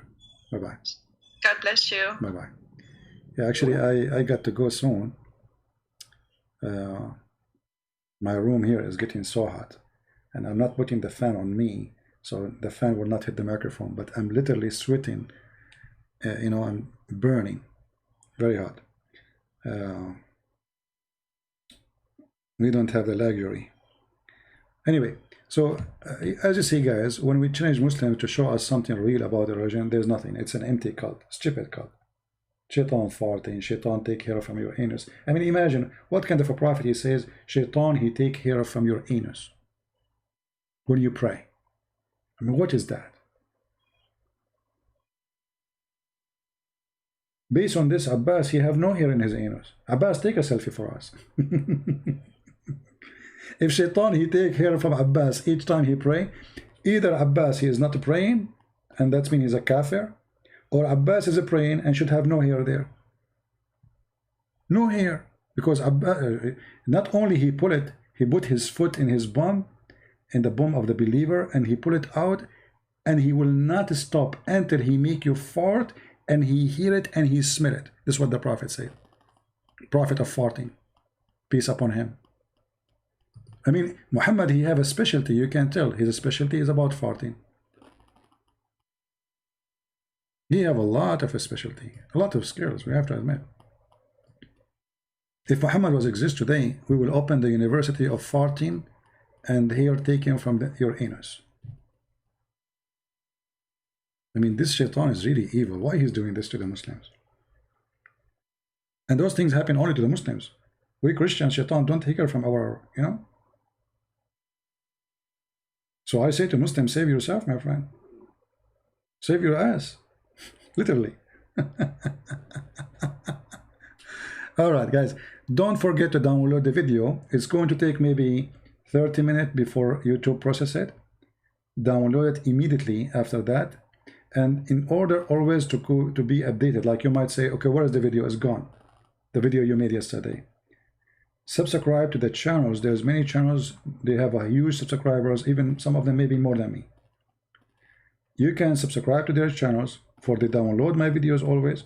This way you support them. In the same time, you get the videos.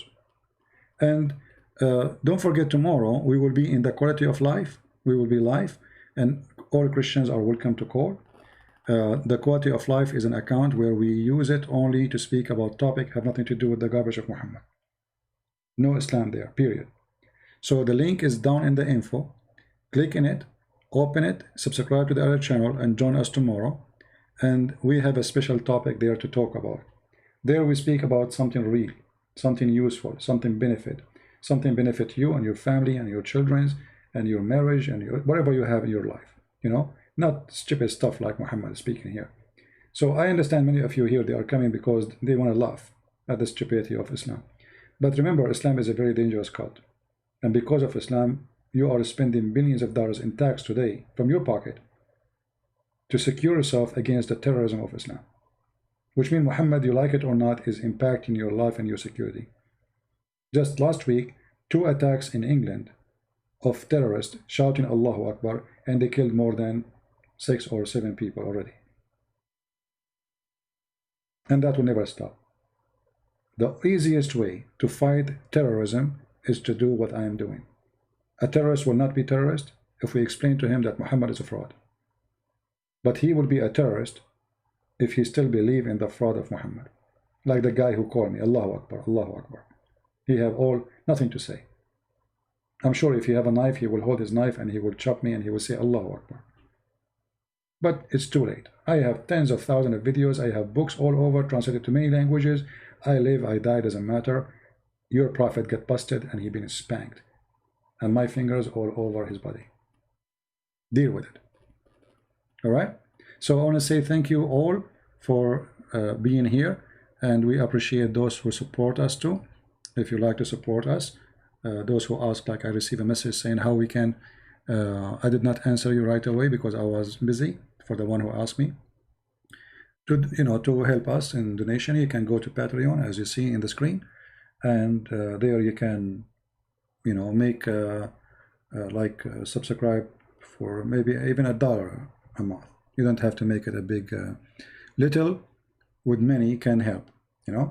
If because some people, they say they're like it's like a subscription, which means every month will take from your you can stop it anytime, number one, and you can make it limited as you wish, like $1, $2, $3. Anyway, this is not really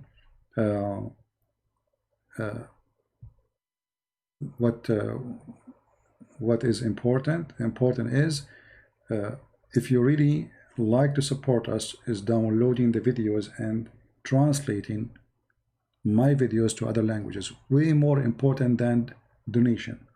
Yes, we need donation, but translating my work to other languages is helping millions of people. It's very important. You do not know, you have no idea how much you are being helpful to Christian Prince by translating. For when you help me, you are helping the truth. I appreciate all those people who translated my books to many languages, and all of them, they did not get a penny, for free. Very beautiful people, very amazing people. And now we have our books translated even to Indonesian.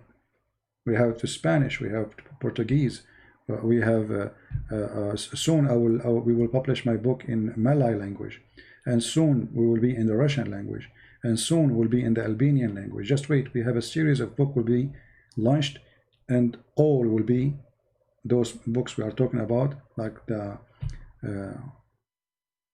books, especially for countries where they are poor. Poor countries, I will not charge people for the books, because I know they are poor. They cannot afford it. Not because I'm rich or I have money, but because they are poor. For me, the Lord will provide, and always He provide. Doesn't matter how, He will provide. He never fail us. He never left us alone. So I will release a couple of books. I'm just busy right now with many things, and they will be for free in many languages for the poor around the world, so they can get and read and learn the truth about the garbage of Islam and the cult of Muhammad. And we pray that more people, they will help us to volunteer to translate so we can expose this cult. Like I wish we can get somebody translate to Chinese, Korean, you know, other languages. There's many languages we never heard of, right? So language is very important. Me myself, I don't speak English right now. With my funny English, I was able to do a lot of work serving the Lord. Thank the Lord for that. But if you don't have language, then how you can communicate? How people will know? And by Muslims translating their stories into the languages of others, fabricating the translation, that is not helping either, because it's a fabricated translation. So translation information shared by us is very important. And as you see, we show the Muslims, the hadith says that the revelation about the verse of the Roman revealed after the victory of the Romans, still they don't accept it. I mean, we are showing even their own translation, right? So we do not need customs these days, my friend. And no, Indonesians are poor. The major population are poor people. Maybe there's some people in Indonesia, they are wealthy. This is happening everywhere, but the major population of Indonesia, they are poor people. You know, there's a lot of poor ladies work in Saudi Arabia as maid. Number one source for maid in Saudi Arabia is Indonesia. And people will not do such a job, go into Saudi Arabia and get raped and killed unless they are very poor and desperate for a job. So don't tell me they are not poor. They are poor. And nothing wrong with being poor, by the way. Don't think when I say poor is an insult. The Lord, he says, bless those the poor. God, he blessed the poor. The poor are more close to heaven. What's wrong with being poor? So don't think when I say poor, I mean something bad. It is for the being poor. Always poor people are more loving people. You go to a poor person's house, he open his house for you, he will serve you anything he have. You go to someone is rich, he don't open the door. What do you want? Who are you? He's scared, terrified. What do you want? For sure, not all the rich people are the same, right? I'm not saying all the people are the same, but it's reality. You go to, you know, I went like to many countries around the world. They don't even have a door in their house. They see somebody is a foreign person, they welcome him, welcome, get in. You know, I mean, they have nothing actually. Those they are really, they have nothing. They have nothing even to sit on. If you see how they welcome you, you will not believe it.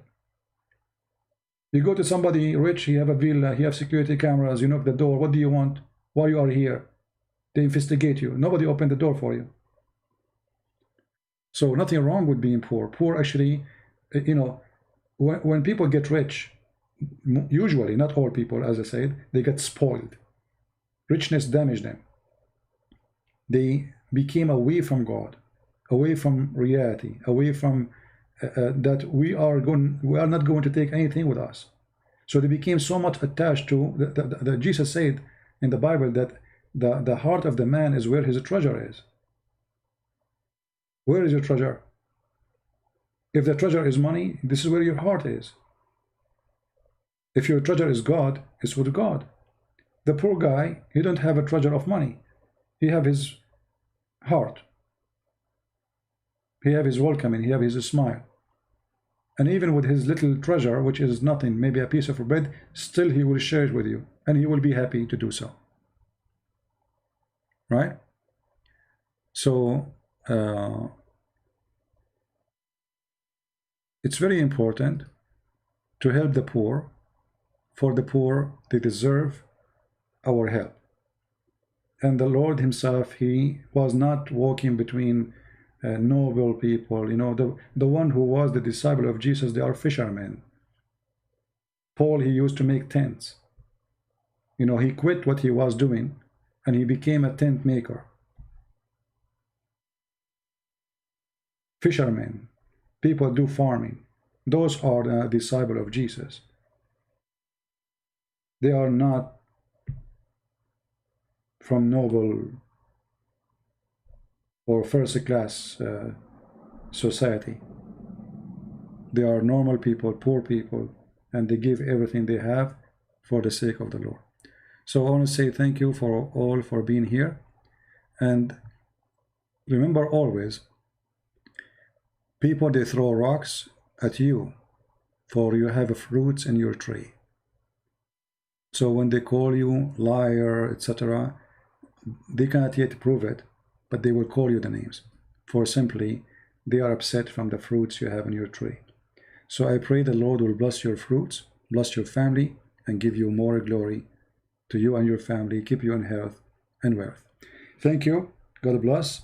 And again, I will delete the videos maybe in a few hours from now, maybe by the end of the night.